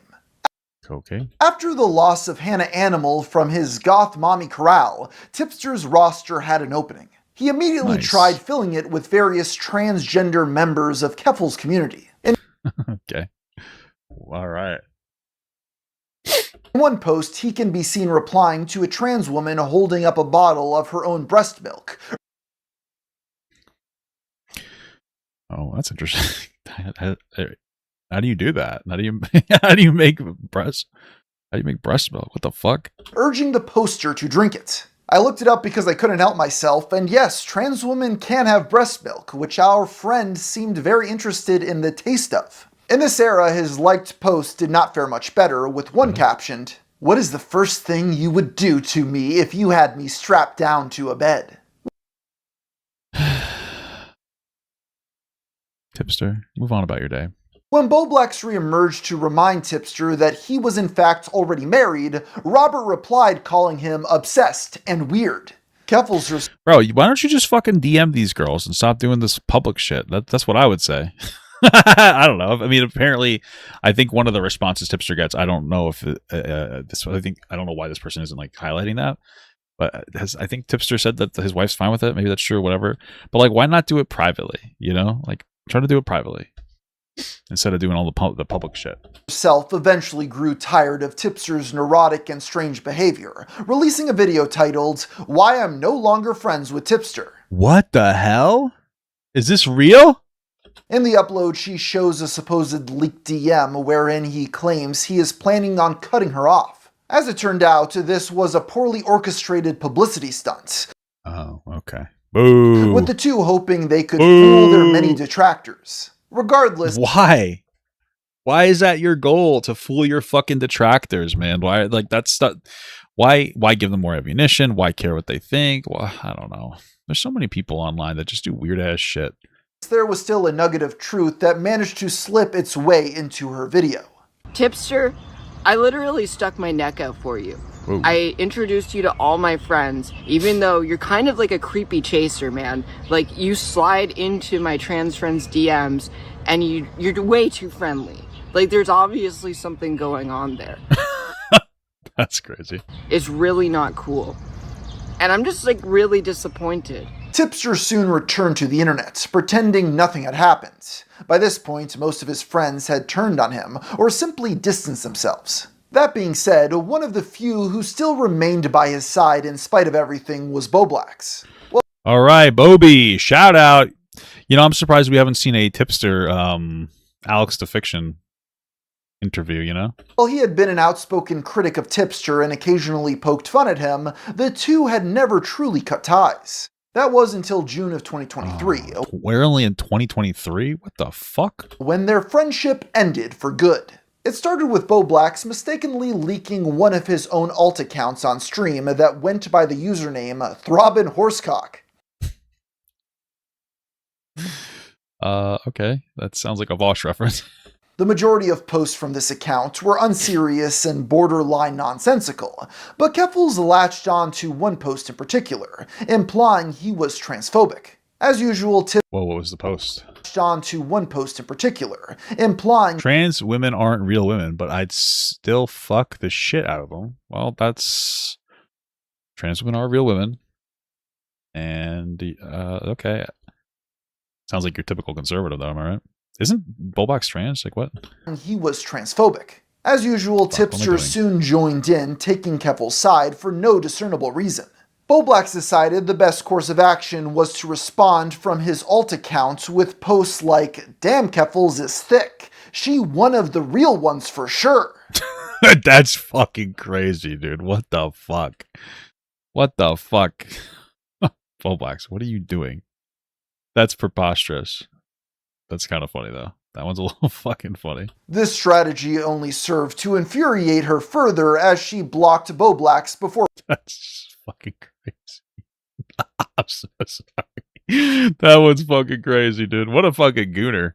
What an S-tier fucking troll on that one. Posting, Bowblax is currently being a massive creep and using a burner account to sexually harass me. In response, Bowblax posted from his main account showing DMs from Keffals, where she had sent him a video of her breasts jiggling.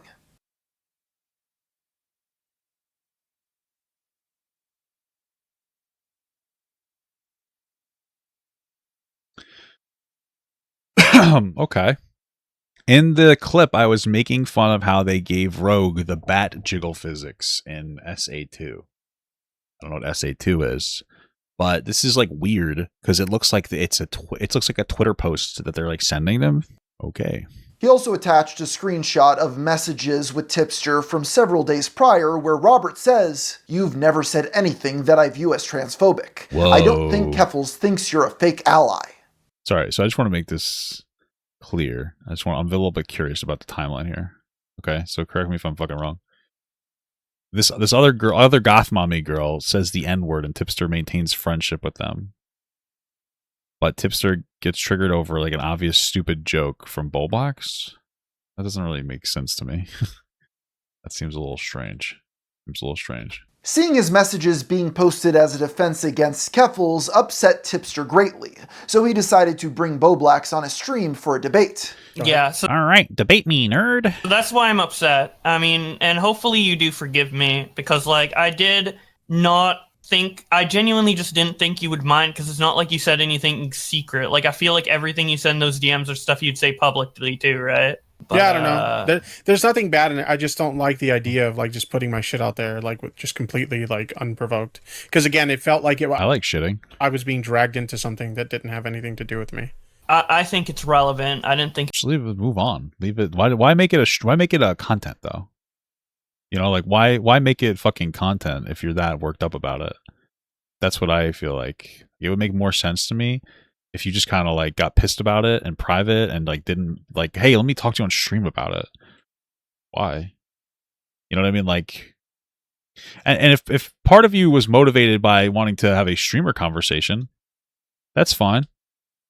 But you're making like your private life like public for views and attention, no? I think it was random, but you know. Tipster says this, ignoring the fact that he had already inserted himself for no reason as mentioned prior.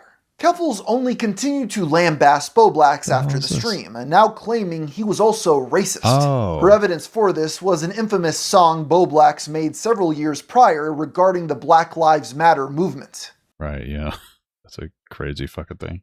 Some people don't know the struggle of being fucking black. Okay.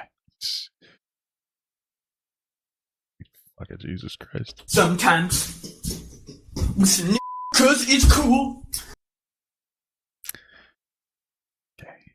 This is fucking insane. But if anyone else is they are racist. Following this, Bowblax and Tipster had a back and forth on Twitter, although okay. Well, we're getting the top tier today, baby. Baby boys. It's incredible. Though only Bowblax what the fuck is happening, dude? What is happening, man? Side has been archived. He says, "Why are you not defending me against Keffals slandering me as a racist? She's slandering me, Tipster. You defended Rum when she was being called a pedo, but you can't defend me now because it's Keffals doing it." Damn, wait, valid, I think? Valid criticism? Robert then messaged Bowblax personally saying, "If you are looking for a reason to cut me off, just do it. You already said on Augie's stream that you were upset with me, so just go, dude." Robert not getting the response he had hoped for, he took it upon himself to block Bowblax. All right, well, I guess that works as some kind of a tool. Does Tipster just block, or was Tipster just blocking people as like as an attention-seeking tactic? I don't know. Officially ending their multi-year friendship. Damn. As is customary. Thrown away, dude. Thrown away. I guess Bowblax should have looked at fucking Loli or something. Maybe then there would be a little more charity. At this point, during this drama, another girl came forward with more screenshots of Tipster. True, you got to defend the person with bigger tits. Yeah, that's valid though. I think that's valid. No, valid, valid. Being weird in her DMs, and even offering to kiss her before deleting the message after being weird in her DMs. Drama, another girl came forward with more screenshots of Tipster being weird in her DMs. What's up? I think it says, "What's up, boobs" or something. Okay. And even offering to kiss her before deleting the message after. Want to kiss? Maybe LOL JK. Damn, brother, come on. That's some thirst. That's thirsty. She ghosted him. Bro, you know what? Here's my hot take about Tipster. God bless Tipster, right? It's a good thing Tipster is obese, okay? Because imagine Tipster had a healthy flow. How horny would this motherfucker be? You know what I mean? Like, I've been fucking horny lately because I've been going to the gym and working out and getting my shit together. Could you imagine, dude? I don't know. They've already hit like Gooner levels. I can't even comprehend. It's fucking crazy. On the bright side, Robert noticed that he and Keffals were briefly trending on Twitter as a result of the whole ordeal. Although, as many pointed out, this was due to everybody laughing at them. One of the people mocking him at the time was the YouTuber Turkey Tom, who soon after posted a video documenting many of Robert's more cringeworthy posts. Robert. His video ended with a diss track featuring Brandon Buckingham, wherein he danced in front of a rented Lamborghini. Wow, what a beautiful thing. What a beautiful thing. Way to lay off the Oreos, word up to Nick. Before we wrap up, got a question real quick. Why do all the hot ones not like dick? Tipster seemed to Ooh, I get the reference. enjoy the video, posting, "Okay, I won't lie, this diss track kinda slaps." Nice. You should have made the diss track. You should have made it like your PFP or something. What am I saying? With a Snoop Dogg GIF attached. Oh yeah, see, we're hearkening back to that meme where he used to play Snoop Dogg songs. That's right. Given his track record of almost anything getting under his skin, many people saw this as a cope. To make matters worse, Tom's video was the Tipster just can't win at this point. The catalyst for people to begin digging into Tipster's history online. That do be how it works, I guess. And documenting his behavior for kiwi farms. What they found was truly fascinating. On September 20th, 2006, an account based in Fontana, California made a post on a developer forum that reads, "Hello, my name is Robert Santion, and one of my biggest dreams is to develop a revolutionary operating system. I know, I am aiming pretty high, but it has always been a dream of mine." I wish Tom would stream. Didn't Tom stop streaming a while ago? Anyways, I have one problem. I know absolutely nothing about OS development. No Well, that's going to be a tough one. Maybe go to school or something. code knowledge, no idea what I need, where to start, or even how to get the knowledge and supplies I need. Unfortunately, Terry Davis wasn't on this forum to help, and his pleas would go unanswered as other users on the forum were not too keen on walking him through the intricacies of creating an entire operating system from scratch. I feel like you gotta be a real computer person for a while before you start doing shit like that, boy. While a bit humorous on its own, the reason this was so important is because the username was quickly traced back to a raunchy hookup site. Okay, crazy. Not only that, but for some reason this account, also based in Fontana, California, had its gender set to female. If there was any doubt that this was him, the provided birth date was January 1st, 1987, just 6 days before Tipster's. When confronted, Damn. Really just fucking going crazy here, huh, Tipster? Robert adamantly denied these allegations, claiming it couldn't have been him because he was happily married. And with Okay. GNN, it appears an old dating profile from 2008 where you pretended to be a woman has surfaced. Any comment? I've never used any dating services at all, so if you think you found something about me being on a dating service, that's not the case. Damn. True. I guess. I mean, I met my wife when I was still in high school, so I never had to use a dating profile. I feel like that would boost the likeliness that you were talking to other people, no? Like, I don't know. Like you're, the fuck? You're together with the same person for such a long time. You didn't get to sow your wild oats. Or like my wife and I met when I was an adult, not in high school. So able to get that out. Where do people come up with this shit? Another ancient Tipster artifact that was uncovered was a clip of him showing a list of videos he had flagged to YouTube, claiming they had been critical of him. Pretty public in the past with the fact that when I was a smaller creator, I flagged down quite a few videos that were critical of me. In fact, we can kind of scroll through the list here. While it's impossible to make out any details from this clip, it's likely Robert was abusing YouTube's takedown system. Damn. Well, that sounds like it was a long time ago. Not that it like makes it okay, but you know. I guess he had to figure out the rules of the road. So, whatever the cause may be, his reputation was now in the dumpster fully. Along with losing most of his friends, his viewership had now dwindled to just 10% of what it had once been.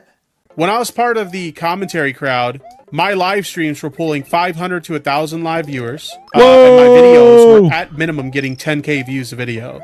Damn, man. You know what? That's good. That's how I'm doing right now, I think. Well, not really stream-wise. I don't really know. This is the problem with, like, rooting your entire thing into, like, one, platform. I mean, I like doing commentary, but commentary communities, not just one, all of them can be very toxic. And if you're not willing to do or say certain things, you can get kind of dumpstered. But then again, you're also kind of defending Loli and stuff, so that makes it a little bit tough. But you gotta diversify your shit a little bit. And now I've gotten to a point where, like, on a good day, I'll have like 200 live viewers on a stream, but I'm averaging about 150 during topics. Hey, listen, sometimes it do be like that, boy. And my videos are lucky if they break 1,000 sometimes. So it's a big, it's been a big dip to leave the commentary crowd. I'll say this, I don't regret it. A lot of the reason I left is just because my morals didn't align with that community anymore. Sorry, it's just crazy to say that about when you're like living and dying on like the weirdest shit, you know? It was a mental health choice. It wasn't good for my mental health. So I don't regret leaving. Like, even if my channel never bounces back, I don't regret leaving. This rapid loss of That's so beautiful. That's so beautiful. fans triggered YouTube to stop promoting his channel. Damn.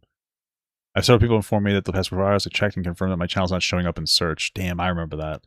I think it's more of like what's showing up in this. Like if you look up Tipster, it's probably coming up with like all the people that are not a big fan of Tipster, you know? Even removing it from search results. Damn. This is something Robert tried to resolve by reaching out to a YouTube representative. YouTube, help me!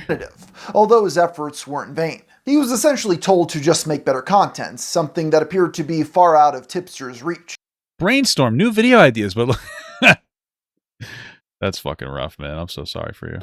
I say this because the majority of his videos and streams were now heavily political in nature, falling more in line with the content Keffals produced. Of course, this only further alienated his audience, who had followed him for less serious internet drama content. Well, it's like that sometimes, you know, making a sharp turn to different types of content can be very difficult and jarring for your audience. But, you know, if you want to do something like that, you really have to commit to doing it and commit to promoting it. You know, it's like I talk about political topics sometimes, like good amount of them. I'm in the political soft sphere now. So, you know, I talk about it a lot of times.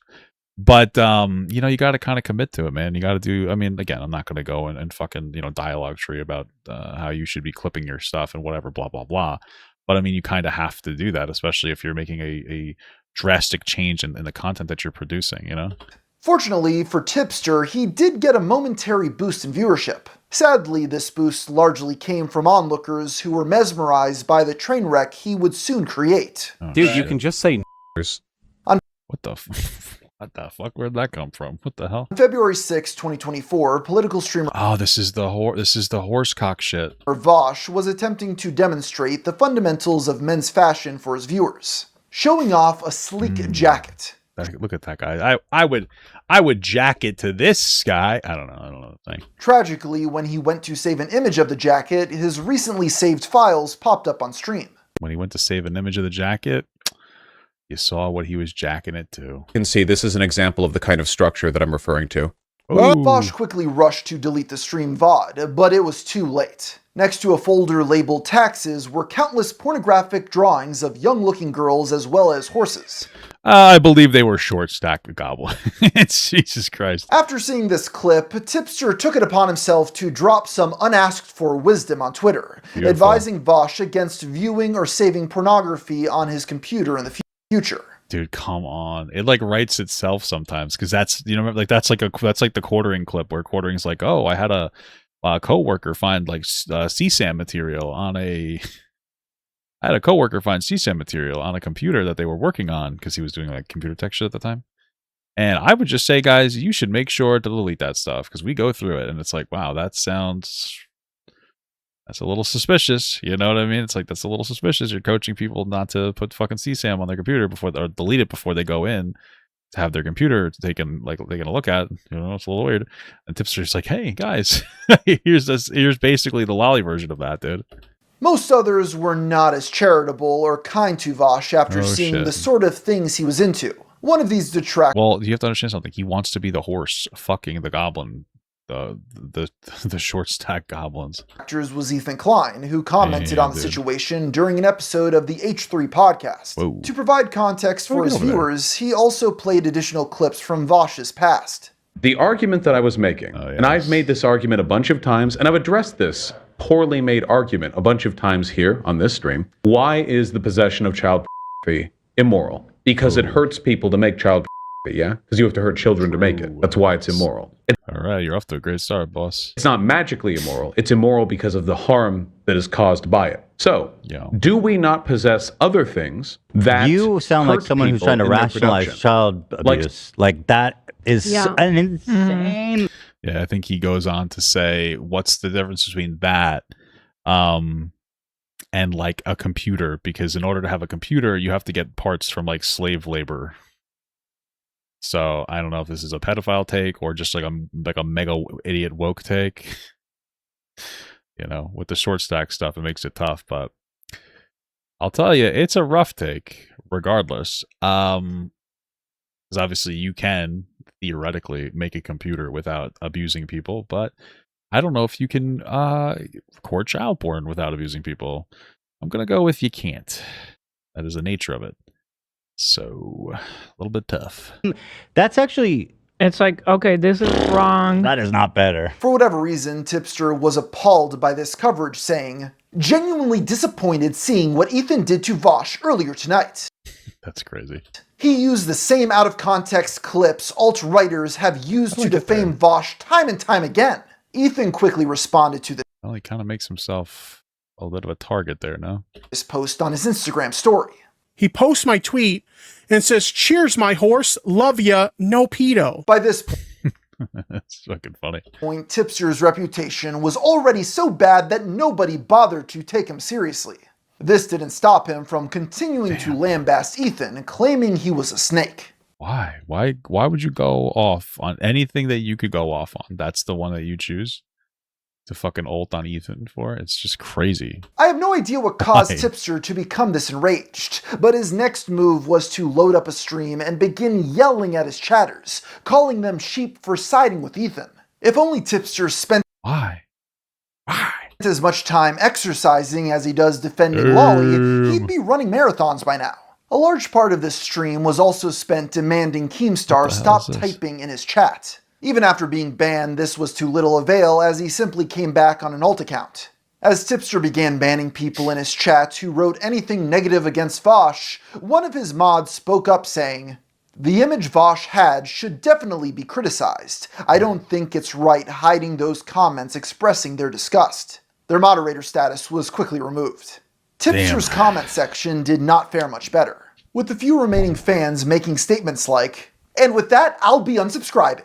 Never mind the fact that you're willing to associate with terrible people like Vowsh and Keffals, but the fact that you're willing to bat for the former after what's been leaked is insane. On the bright side, Robert was once again trending on Twitter, something he was overjoyed about. In a stream the Was he happy? Was he actually happy about trending on Twitter again? Is that like a real thing, or are we just memeing? following week, he did attempt to stem the bleeding somewhat by announcing he was throwing out all of his anime. Whoa! It's a big move. Whole situation has honestly ruined anime for me so fucking much that I never want to watch anime again. I don't want anything to do with anime. I got my waist bin here and I got some of my anime. We got Death Note, one of my favorites. F it, throw it in the bin. We got What's this meltdown about? some Dragon Ball Z. Another great anime show. Throw it in the fucking bin. What is he ulting about? Like what is he crying about here? I don't understand. Ethan calls people he views as lolicons, he calls them lollipops. So we'll get rid of Lollipop Chainsaw. I'm so sick of anime at this point. I want nothing to do with it. This gesture didn't Is this based? Is this based, guys? seem to move anyone to his side, and Robert soon established I truly don't understand what the point he's trying to make here. Was he trying to make the point that like all anime is problematic or something? I don't get it. a new rule that if anybody mentioned the Vowsh incident or his defense of it, they would be immediately, you guessed it, banned. No, Tipster, no. Mods, crush the skull, thank you. Okay. This inspired detractors to see how fast they could speedrun getting removed from Tipster's livestream. Ban any variation of laughter in the chat. In spite of his best True. Any variation of laughter in the chat needs to be instantly fucking destroyed. efforts to bury the situation, it still haunted him everywhere he went. In one instance, he joined a call with a small streamer to discuss an unrelated topic. That's when an avowed consumer of Lolicon joined the call and proceeded to debate Tipster on why he continued to defend Vowsh. Somehow, Robert lost this debate. Being a hypocrite is a part of being human, you know? I don't see Kind of. I don't know about that. Is that part of being human? it as being hypocritical, though. I think I'm pretty clear on what my rationale is here. You already say that, you know, the folder is probably like Loli, right? I mean, I haven't seen it, but like people say it is, so I'll Okay. take their word for it. So if that is already the case, and therefore the logical conclusion probably is that Vowsh is consuming Loli, right? If he downloaded it, like, I Yes, guess and you could say that, but specifically- like, What do you mean you guess? I feel like if you download Loli, you're definitely jacking off to it. but what my thing is, like, did he know? That's my thing. I don't understand the question personally. This seems like a real stretch. In my opinion, this seems like a real stretch. What the fuck is this guy talking about? But I'm giving you like the logic that I had when I was willing to give him the benefit of the doubt on it, and it just seems like you don't like my opinion, which is fine. No, it's not about I your didn't opinion even whatsoever. come here to talk about like this stupid shit, all right? Like I came here for a completely different conversation. That's Keldos, what I I'm- told you it was a bad idea for me to come on this show, and like I'm out of here. Peace. Wait, Tipster, you could have. Even Keffals was now beginning to distance herself from Tipster. Initially, she had gone to bat for him against Ethan, but she quickly changed her tune as the tides turned. Eventually, Shit, smart girl, clever girl. she unfollowed Robert on Twitter and released a video blaming him for backlash she had received, and claimed his call-out post on Ethan was stupid. A lot of people said that I needlessly inserted myself into all of that drama that happened, and I wasn't planning on weighing in. None of this was my problem. But then my friend Tipster decided to call out Ethan Klein. And then when Ethan Klein responded, I was like, okay, I have two friends now who are getting put on blast. But Who are the two friends? Ethan Klein? Is she friends with Ethan Klein? I Oh, she had Ethan Klein on at a certain point, didn't she? Or excuse me, he had her on. No? really large content creator, I decided that I was going to get into the mud because I care about my friends. I don't want to see my friends getting attacked. And that was a huge mistake. But sometimes you just gotta sit back. You don't always need to get directly in the fucking mud. In leaked messages with Tipster, somebody named Fembro encouraged him to stop associating with Keffals. Damn, not Fembro. I don't know who the fuck these people are. Showing him that, on top of everything else, she had now been interacting with some of his most vocal detractors. Oh shit. Robert responded by saying, "Do you think I don't know about this? Are you stupid?" He then blocked Fembro. Keffals was not the only Seems like the last person that wanted to give you a little charity, so a little crazy. Little crazy to go that fucking crazy on him, but okay. one turning on him at the time. In March of that year, one of his moderators had their permissions revoked. In response, they leaked the twist that while Robert was defending Loli at night, during the day he worked at a public high school, and included screenshots of his annual income, which was 6 figures when including benefits. This level-headed approach of essentially doxing Tipster was certainly unique, although it did not result in their moderator privileges being reinstated. Why would they leak that? What the fuck? That's so unhinged. More than anything, this is reflective of the people Robert was associating himself with. After cutting off the toxic commentary community, he replaced them with increasingly unhinged individuals. As part of his rebrand to be Well, I mean, a lot of people in the commentary community are, well, every commentary community are kind of unhinged, so kind of losing either way. more inclusive, Robert began promoting a charity organization called Rainbow Passage. This was a bizarre project that sought to rehouse legal-age queer people with volunteers over Discord. Oh, well, I guess that's nice. Legal age? Cool. Upon seeing this, Bowblax returned to the Tipsterverse to transvestigate. He found the Come on. That's a little crazy. organizers to be largely unqualified, and discovered volunteers of the charity doxing people in their official Discord server. This douche, Dr. Blank's phone number. Beep, beep, beep, beep, beep. Feel free to be rude to him. This is a Rainbow Passage Discord server. We have Alice here, who is a volunteer right here. Volunteer. Tipster, for his part, claimed to have no involvement in the charity beyond retweeting one of their posts. Although this seems to have been a lie, as he was one of only 4 people their official Twitter account followed. Bowblax continued. Well, maybe Tipster just promoted it because they thought it was, like, nice and friendly, I guess. I don't know. Maybe they just thought that it would be not so bad.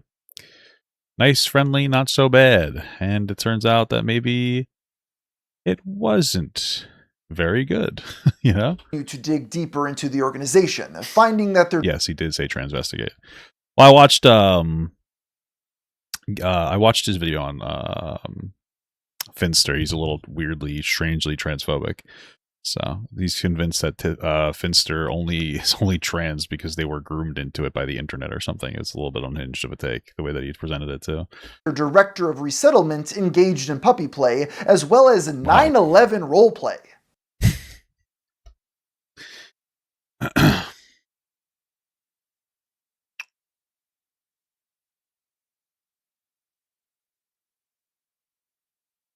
What does that mean? Yeah, that's what I was kind of thinking. Like, what the fuck does that even mean? This sounds like a joke, but it is unfortunately very real and very strange. How does that work? How do you 9/11 roleplay? I'm super fucking confused on that. After covering this on Bowblax's stream, the director in question resigned and began angrily messaging people on Discord. This led Tipster to post, "Imagine attacking and harassing a charity because someone you dislike retweeted it. And you harassed the charity so much that you pushed someone to resign from their position. Seek help, you clearly need it." The entire Rainbow Passage group seems to have now rebranded or shut down altogether following this drama. What the fuck With is the charity this? now gone, Bowblax set his sights back on Tipster.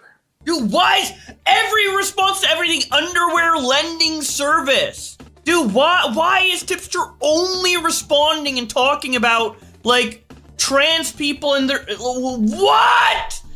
Come on, bro. Stop, bros. Seeing the Rainbow Passage fallout, multiple people reached out to Bowblax with screenshots of embarrassing messages Robert had sent over Discord. The first set come directly from Keffals' Catboy Ranch server, which of course Tipster had joined. He can be seen expressing his desire to, quote, cage up other users of the server. Wow. Because you're so adorable, I want to cage you up and keep you. Wow, incredible. All right, well, I got it.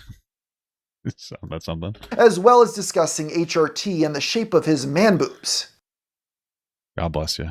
If it makes you feel any better, my tits look horrible too. The second batch... Well, you know what? It sounds like they're just expressing their discomfort with, I guess, their gender dysphoria. So, cool. Batch of messages come from Robert's own paywall Discord chat. Here he can be seen exposing his most loyal fans to a photograph of his feet. Of course, no Tipster DM leak would be complete without several messages expressing his love for goth mommies. Hey, based, I guess? I don't know. Based? Many of these logs were tame compared to past leaks and all came from semi-public Discord chats. Regardless, a large spectacle was still made upon their release because by this point, Tipster had more hate watchers than genuine viewers. He was spiraling down a very dark path that could only end with a lengthy Kiwi Farms thread and dozens of A-logs attempting to ruin his life. What is an A-log? I don't understand what that means. Toastify, a YouTuber who had covered Robert extensively, gave him some very blunt advice. Leave. This was something he did not... Is that what they said? Gave him some very blunt advice. Leave.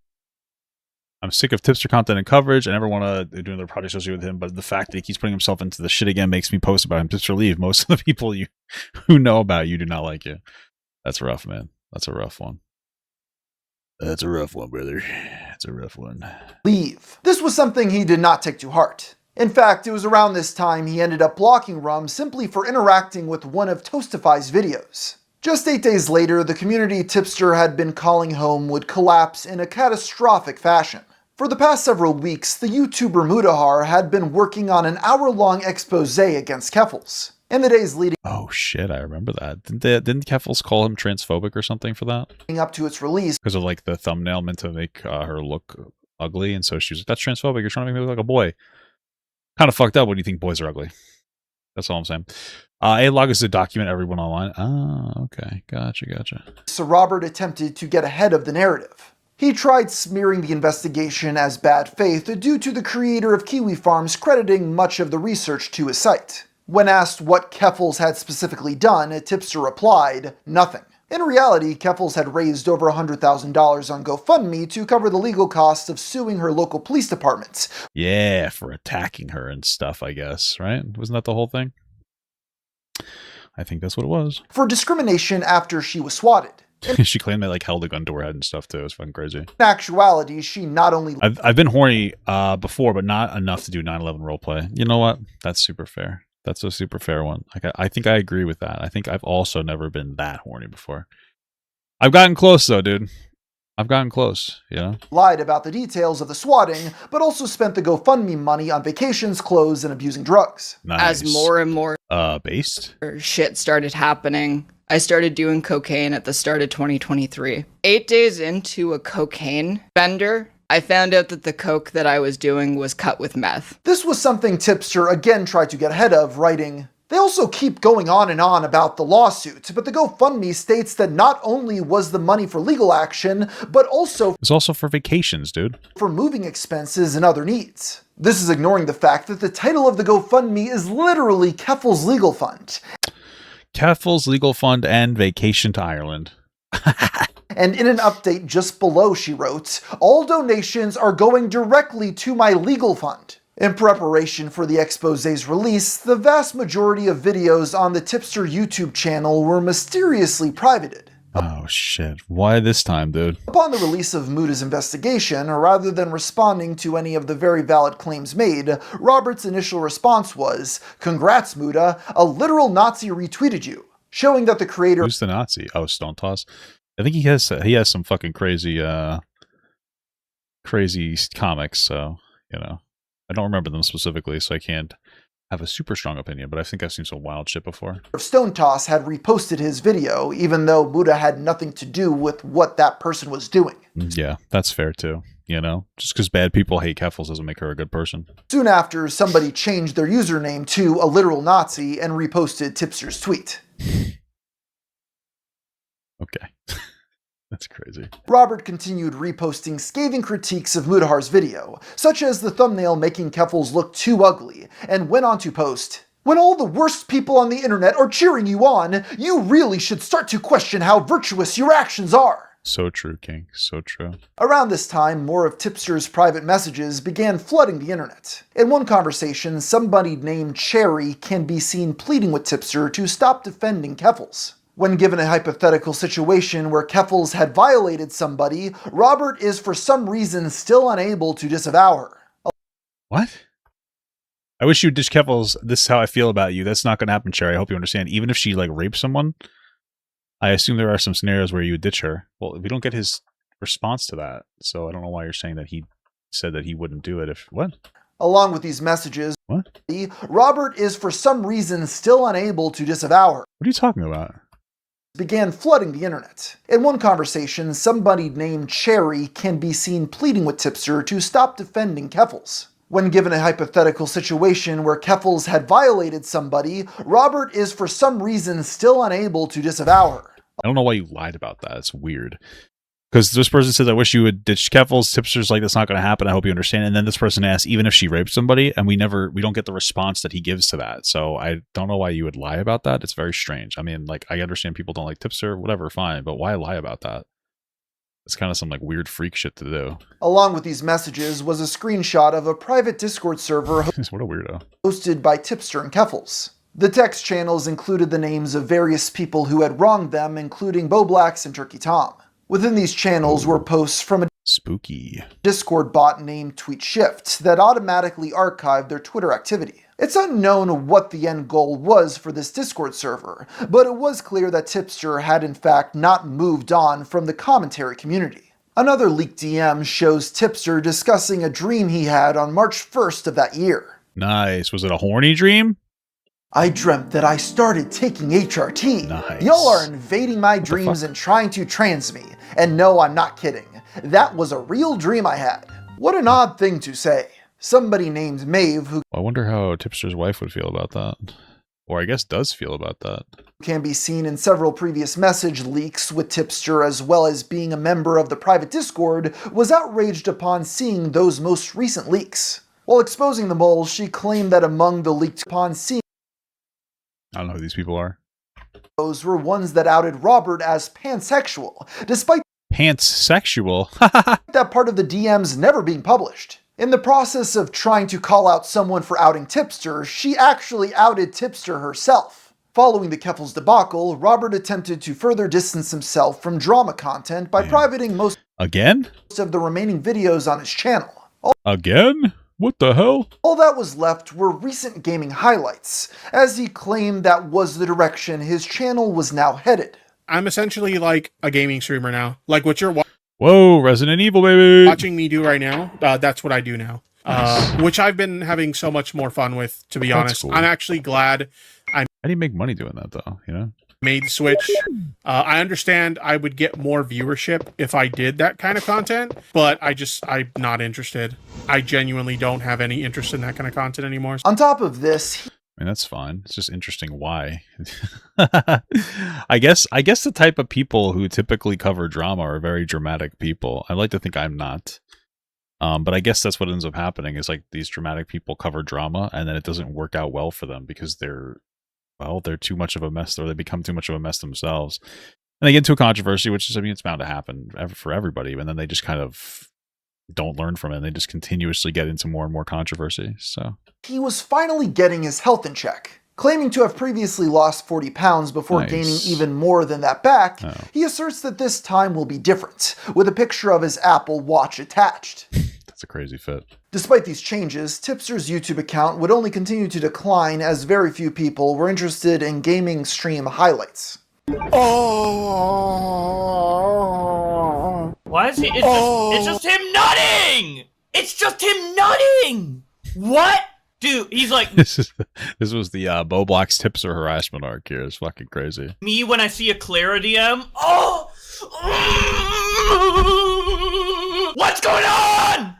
He eventually tried doing political content again, although those videos were struggling to surpass a few hundred views. For a while it seemed... Well, you can't keep making massively jarring fucking changes, man, you know? As though Robert would fade into obscurity without putting up much of a fight. That was until Bowblax re-entered the picture yet again to hand him his first major win in a very long crazy picture, man. Long time. You see, ever since their fallout, Bowblax had been covering mostly innocuous tipster moments on his live stream. Dubbed bully streams, these were essentially 24/7 coverage of Robert playing Resident Evil while flirting with members of his chat. I don't know about 24/7, but I understand what you're saying.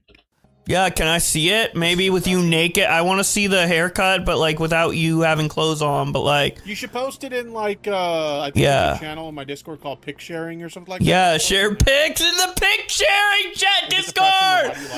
Put it in the tips, What? What the f***? Bought him? You wanted to see it? What the f***? Bowblax showed a keen interest in Robert's behavior, likely because deep down they were more similar than he'd like to admit. Up until now, he had done a good job of keeping his own eccentric behavior behind the scenes. While Tipster would implode in public, Bowblax would do the same in private messages with his friends. On July 21st, 2024, Bowblax posted, "Non-binary people are badass and valid by the way." Whoa, so based. Turkey Tom replied to this post saying, "Thank God you chimed in." Bowblax then went out of his way to explain his tweet, which was ignored by Tom, who replied again saying, "Praise Skibbity or perish." Bowblax Whoa, sounds scary. Quickly deleted his tweets, but not before this pointless interaction was screenshotted and reposted by a small Twitter account named Alex. Was it? Oh, I was gonna say named Tipster. Gekmo, with the caption, "Bowblax tweaking right now." Okay. Seeing this, Bowblax messaged Alex repeatedly, attempting to get him to take down the post. I feel like at that point, you might as well let it stay up because you're just asking for more negative attention to ask for something like that. You know? Oh, please take that down. Please take that down. It's like, I don't know if you should really be begging for that. Just move on, you know? When this failed, he messaged several friends calling Alex evil, along with other more offensive terms. This interaction was only scratching the surface when it came to unhinged messages Bowblax had been sending people. He blamed these... Well, I want to see that one again. I enjoy the film, LOL. Yes, sir. Are you okay, kitten? The streets are saying you bought women's underwear. Okay. Did somebody say that? What the fuck? Did somebody say that to somebody else? What the fuck? What? Somebody said that to Josh. Scratching the surface when it came to unhinged messages Bowblax had been sending people. He blamed these outbursts on borderline personality disorder. Yes, I remember that. Yes. Although he later claimed he likely didn't have BPD and was only convinced he did by a girl he was dating. In other words, he didn't have... Damn, those hoes be tripping, dude. See, it's always a girl's fault, you know what I mean? ...have BPD. Eventually, many of these messages would leak, resulting in the broader community turning on him. At his lowest point, for whatever reason, Bowblax turned to Tipster. Oh, wasn't Bowblax also asking for money or something too from like Nicholas Diorio or some shit like that? I don't remember the specifics, but Somebody he had been relentlessly bullying for the past year. Damn, not nice. Not cheap. After seeing Bowblax had unblocked him, Robert posted a gif of rapper 50 Cent with nice. A gif? Come on, dude. You're breaking my heart here. The caption, "Bro unblocks me now? Really?" He then posted an update showing Bowblax had blocked him again following his tweet. In the replies he wrote, "If he thought I was gonna welcome him back with open arms, he's delusional." Ooh, delusional! That sounds transphobic to say that. Using this opportunity, a troll pretending to be Bowblax sent Tipster a fake apology on his Linktree page. When Robert reached out directly to clarify if the message was real, Bowblax replied with, "That's not me. Doing streams on you is some of the most fun I've had on YouTube." Damn, that's not nice, dude. That's not nice. These two are really, they're friends, scorned friends. It's so sad. "You're also a freak for defending Vowsh." Oh, all right. Crazy. This was all the permission he needed to go nuclear. While on the toilet, Tipster wrote, How do you know he's on the toilet, dude? How do you know he's taking a shit? "I wasn't gonna say anything. I was just looking for confirmation of whether this was you or not. But since you want to run your mouth, I'll say my piece. Damn. Literally everything you tried to shit on me for, you did. You're getting a taste of your own medicine and you have no one to blame but yourself. Dude, he's killing him. You're such a pathetic coward that you deleted your non-binary people are valid tweets after you got a little bit of pushback for it. Dude, I've been getting shit on for over a year for my support of the trans community and I don't know if it's that, but okay. Not once have I deleted a tweet about it or backed down. Because unlike you, I have the balls to stand by my principles. Not for long. And if that wasn't bad enough, you begged Alex Gekmo to delete a tweet because it hurt your feelings? There's a lot of valid criticism of me and how I mishandled things in the past, but not even I begged a random Twitter account to delete a tweet because it was too mean. You said Alex Gekmo, like that guy's a person. You know, like that's just somebody. Like, I can't believe it. Alex Gekmo? You're a spineless coward. What the sick? And let's not forget all the times you talked shit on streams, then DM'd me after about how you were just joking and didn't mean what you said. Well, now everyone sees who you really are. So stop pretending to be a bully because you're not a bully of anyone. You're just a who falls like a house of cards at the slightest criticism. Don't bother responding because I won't bother reading it. Damn, he's not even going to read it, dude. If you respond, he's not even going to freaking read it. I took my L's. Now it's time to take yours. Thank you. Oh, shit. Bye. This is so gay. Sorry. Crazy, dude. Crazy. God damn. This was a shockingly apt and cathartic message coming from Tipster of all people. In the following days, several of Bowblax's friends confronted him on a live stream about his behavior. Although he prematurely left the call, Robert himself ejaculated, joined near the end to clarify his position. We're not going to see eye to eye on everything. We're not going to agree on everything, but like I can definitely look back at like some of the things that I've done in the past in hindsight and be like, yeah, I was really fucking dumb. And not me, dude. I'm perfect always. So like I had to take my L's and just like own it. I don't know. It just seems like he has a really hard time just like owning shit. But yeah, I can't stick around. I got to get going. But like I said, regardless of, I feel like from what I mean, maybe this is just an uncharitable video, but I feel like we haven't really seen Tipster owning his L's. To be honest with you, I don't know. Maybe there's more that we haven't been seeing from gamer from Mars over here. So our like differences or whatever, you know, it just it's whatever. All right, I'm gonna head out. See you later. Oh, whoa! Crazy. What the Wait, was he fake? Was he fake? Did we just control him? While it's arguable if Tipster ever truly came to terms with his behavior in the past, considering he often preferred blocking his critics, he was at least now accepting some responsibility for how things turned out. I guess so. Maybe.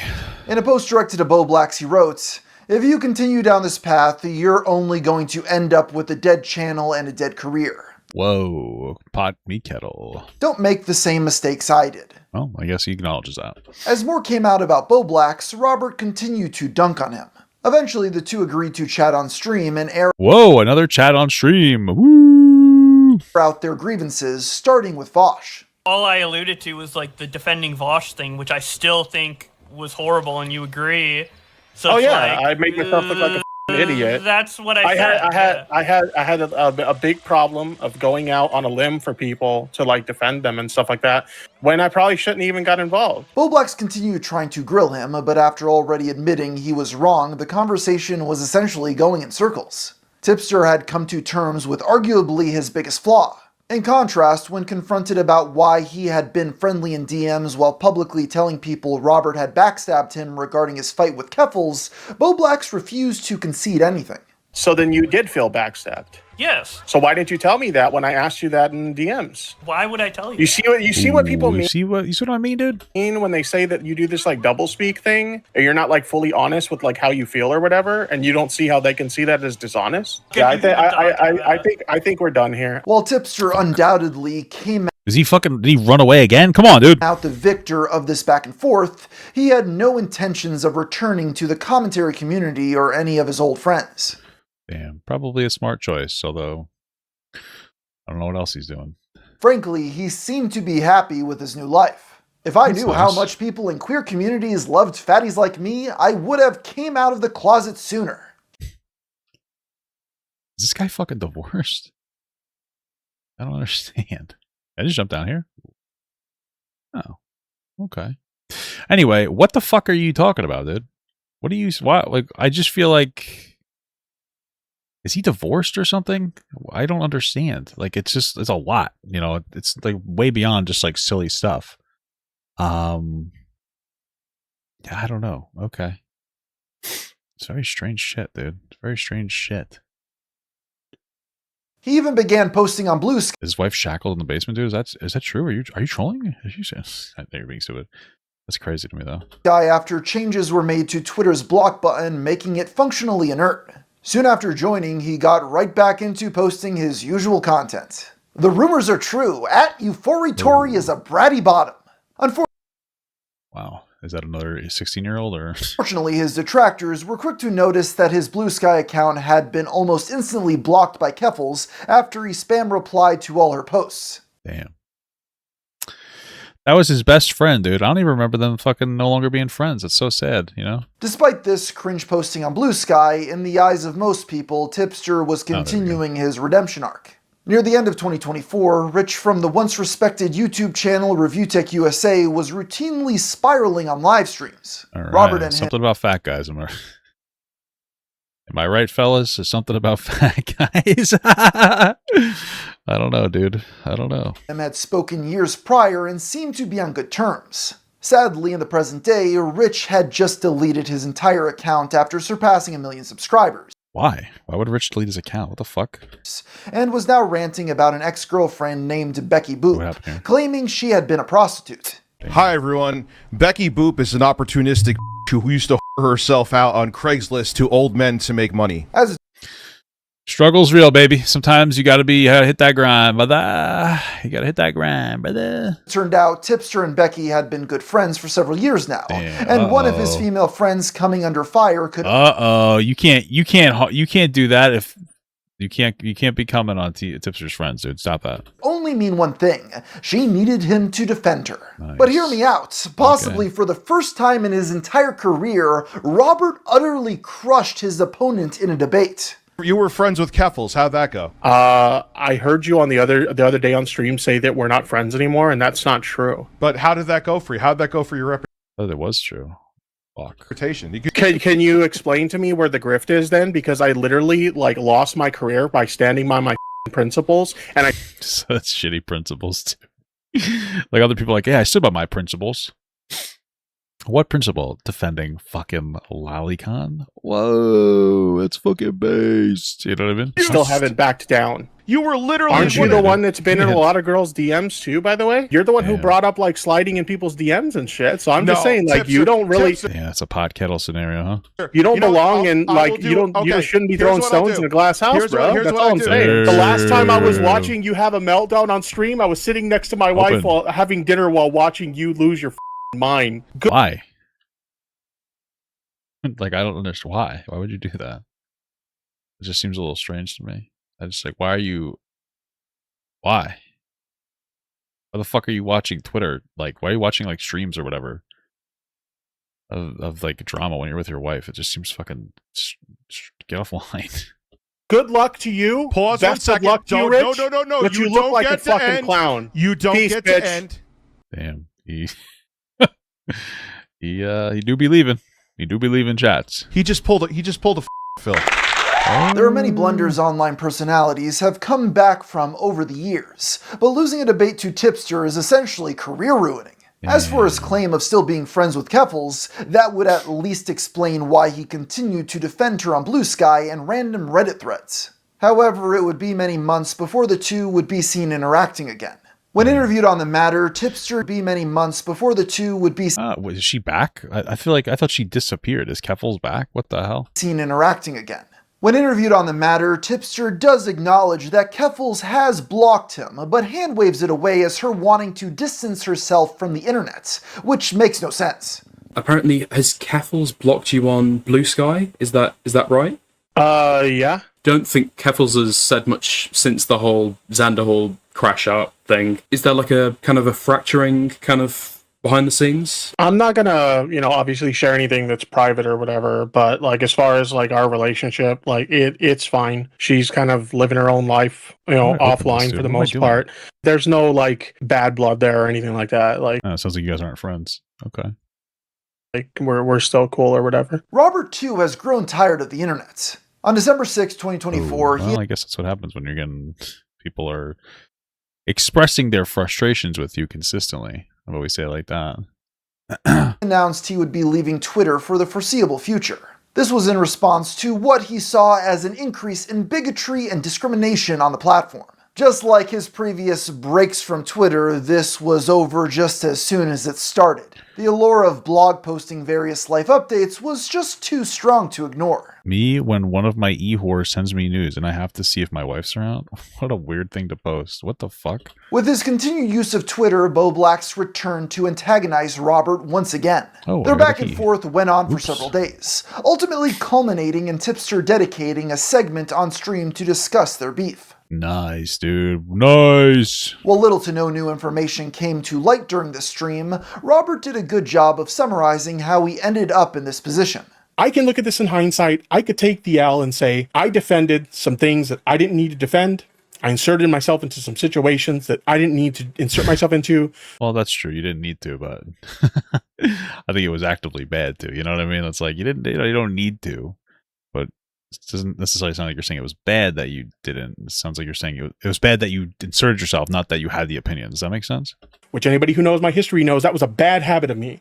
If I liked someone because they were a creator I enjoyed, or because they were a friend of mine or something like that. Does Tipster have like a new name or something? Like is Gamer from Mars like misgendering them on purpose or something? Like why does he keep calling him Robert?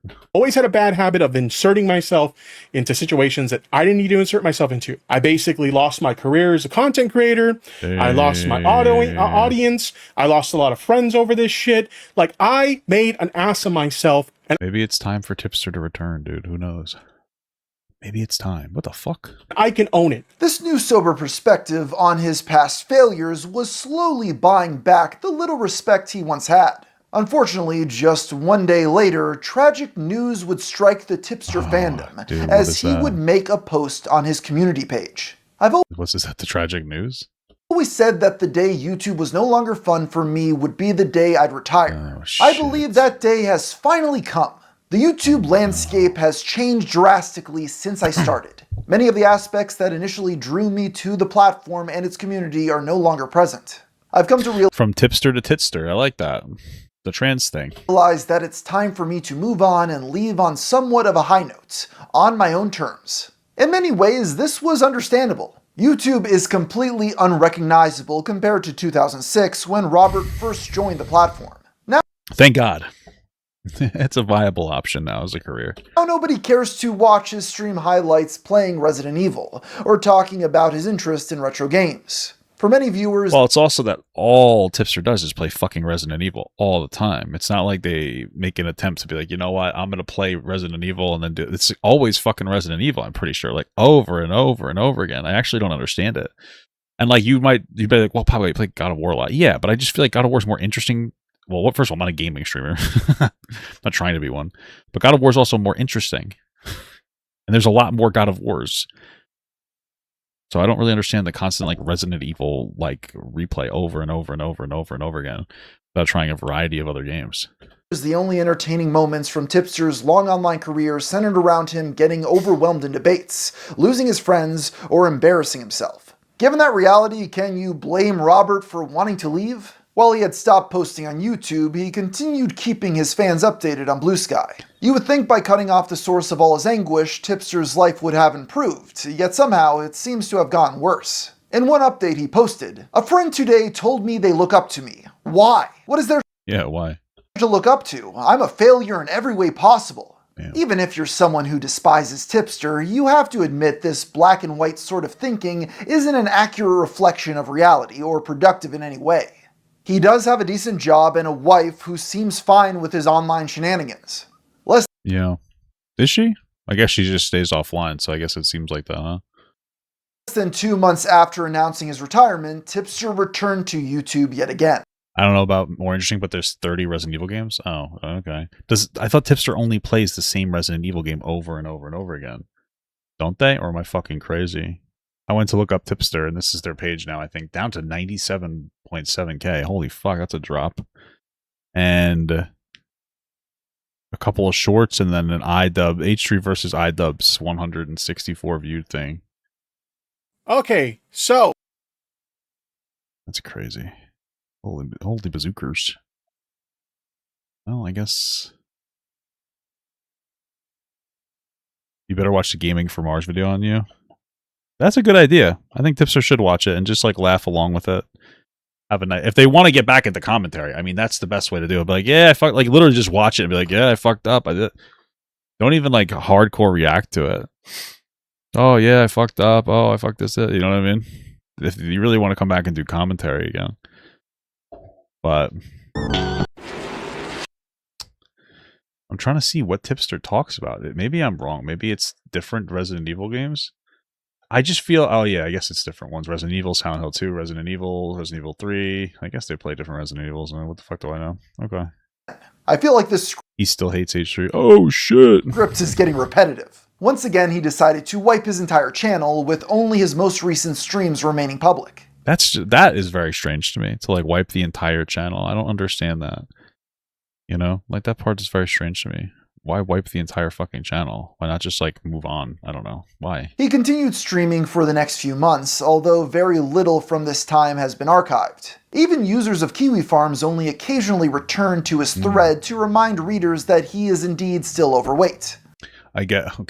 I guess maybe the motivation is he doesn't want people to, or they don't want people to clip them or something. For what it's worth, it appears the majority of lost media was uninteresting.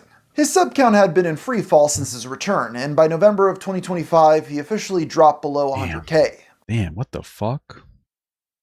It would be an understatement to say Tipster needed to make a change. A transition, if you will. Okay, very good. Why does this guy's head look like a tire? On December 29th, Robert posted to Twitter, "New Year, New Me," with a transgender flag attached. In the replies, he clarified this game is insane. That he was coming out as non-binary. Along with this, all right, he changed his name on all platforms to Hey It's Tippy XO. This rebranding, what does the XO mean? Yeah, included a new Gothic-inspired logo. Over the next few months, he would post about getting his ears pierced, painting his nails, and wearing makeup. In his own words, that's so nice. When referring to his past message leaks, "Little did I know I wanted to be the goth chick." To celebrate this transformation, he once again wiped his YouTube channel, with the oldest public video now being dated one day after his announcement. He finally seemed to be in good spirits, posting about how he had overcome alcoholism and had been seeing a therapist. Although he did seem to be upset about a particular friend that had cut him off in the past. It's likely this friend in question was the now ex-goth mommy. Oh, that's not even a goth person. What does it take to be a goth mommy at this point? Hannah Animal, who responded to this thread saying, "Why is Tipster trying to rewrite history that his struggle with alcoholism was due to sexuality and not his unhappy marriage? You put too much personal baggage on people who shouldn't be dealing with it. I was a 21-year-old trying to give marriage advice to a guy in his 30s. Damn, what the fuck? I allowed you to sexualize me into a meme because it's the only time you seemed happy." Robert never directly Damn. I don't know how true that is, but unfortunate if true. I mean, I wouldn't doubt that they vented about their relation, or he vented about his marriage, but you know, responded to this, and that's probably for the best. He often claims that people making jokes at his expense are obsessed with his marriage, but you shouldn't spend the better part of a decade flirting with random women online and venting to them about your wife if you expect any other outcome. Yeah, I mean, it's one thing to talk to other people, I guess, but it's another thing to vent about your wife. That seems a little bit strange. It seems a little too personal. I personally would not do that. It's a little fucking crazy. You know, that's a kind of a deep type of cheating, I would imagine. Like talking to other people with sexual interest and then also emotionally venting to them. I don't know. It's pretty fucked. Most recently, in his Discord server, the domain of the Goth mommies, we can see that Robert's mental health has once again declined. While the exact reason for this is currently a mystery, it is a pattern that is likely to repeat. As of writing, Tipster is 39 years old and seemingly still spends most of his days trauma dumping to people half his age over Discord. This is not behavior that's conducive to success or personal growth. Fortunately for Robert, he has fallen so far from the spotlight that he would have to do something truly insane for anyone to bother documenting it going forward. After spending the majority of his adult life online, he has little to show for it. In the past, he I don't know. Like I get the vibe that Tipster doesn't go by he anymore, and it's just always so funny to me when you know, I don't know. Like Gamer from Mars is like kind of a weirdo. He's a little like strangely transphobic. But at least that's my impression from watching his Finster video. And it's just like a lot of he, you know, it seems like very intentional to try to, to label them as a he, to like misgender them, you know what I mean? He had tried to create an echo chamber around himself, blocking anyone who attempted to pierce his bubble. But now, he. Like with any other person that wasn't trans, like Gamer from Mars wouldn't be saying he so much. To less than 10 viewers. Is it any programs? Maybe I'm just fucking like dumbass fuckhead brain or something. He has, in a sense, achieved that. Perhaps this is the best possible outcome for Tipster. While other lolcows will likely have every moment tracked for the rest of their lives, Robert can quietly fade into obscurity playing Resident Evil. Women. A big thanks to Fume for sponsoring today's video. Click the link in the description down below to try it out for yourself. All right, well, that was an interesting watch. Incredible stuff.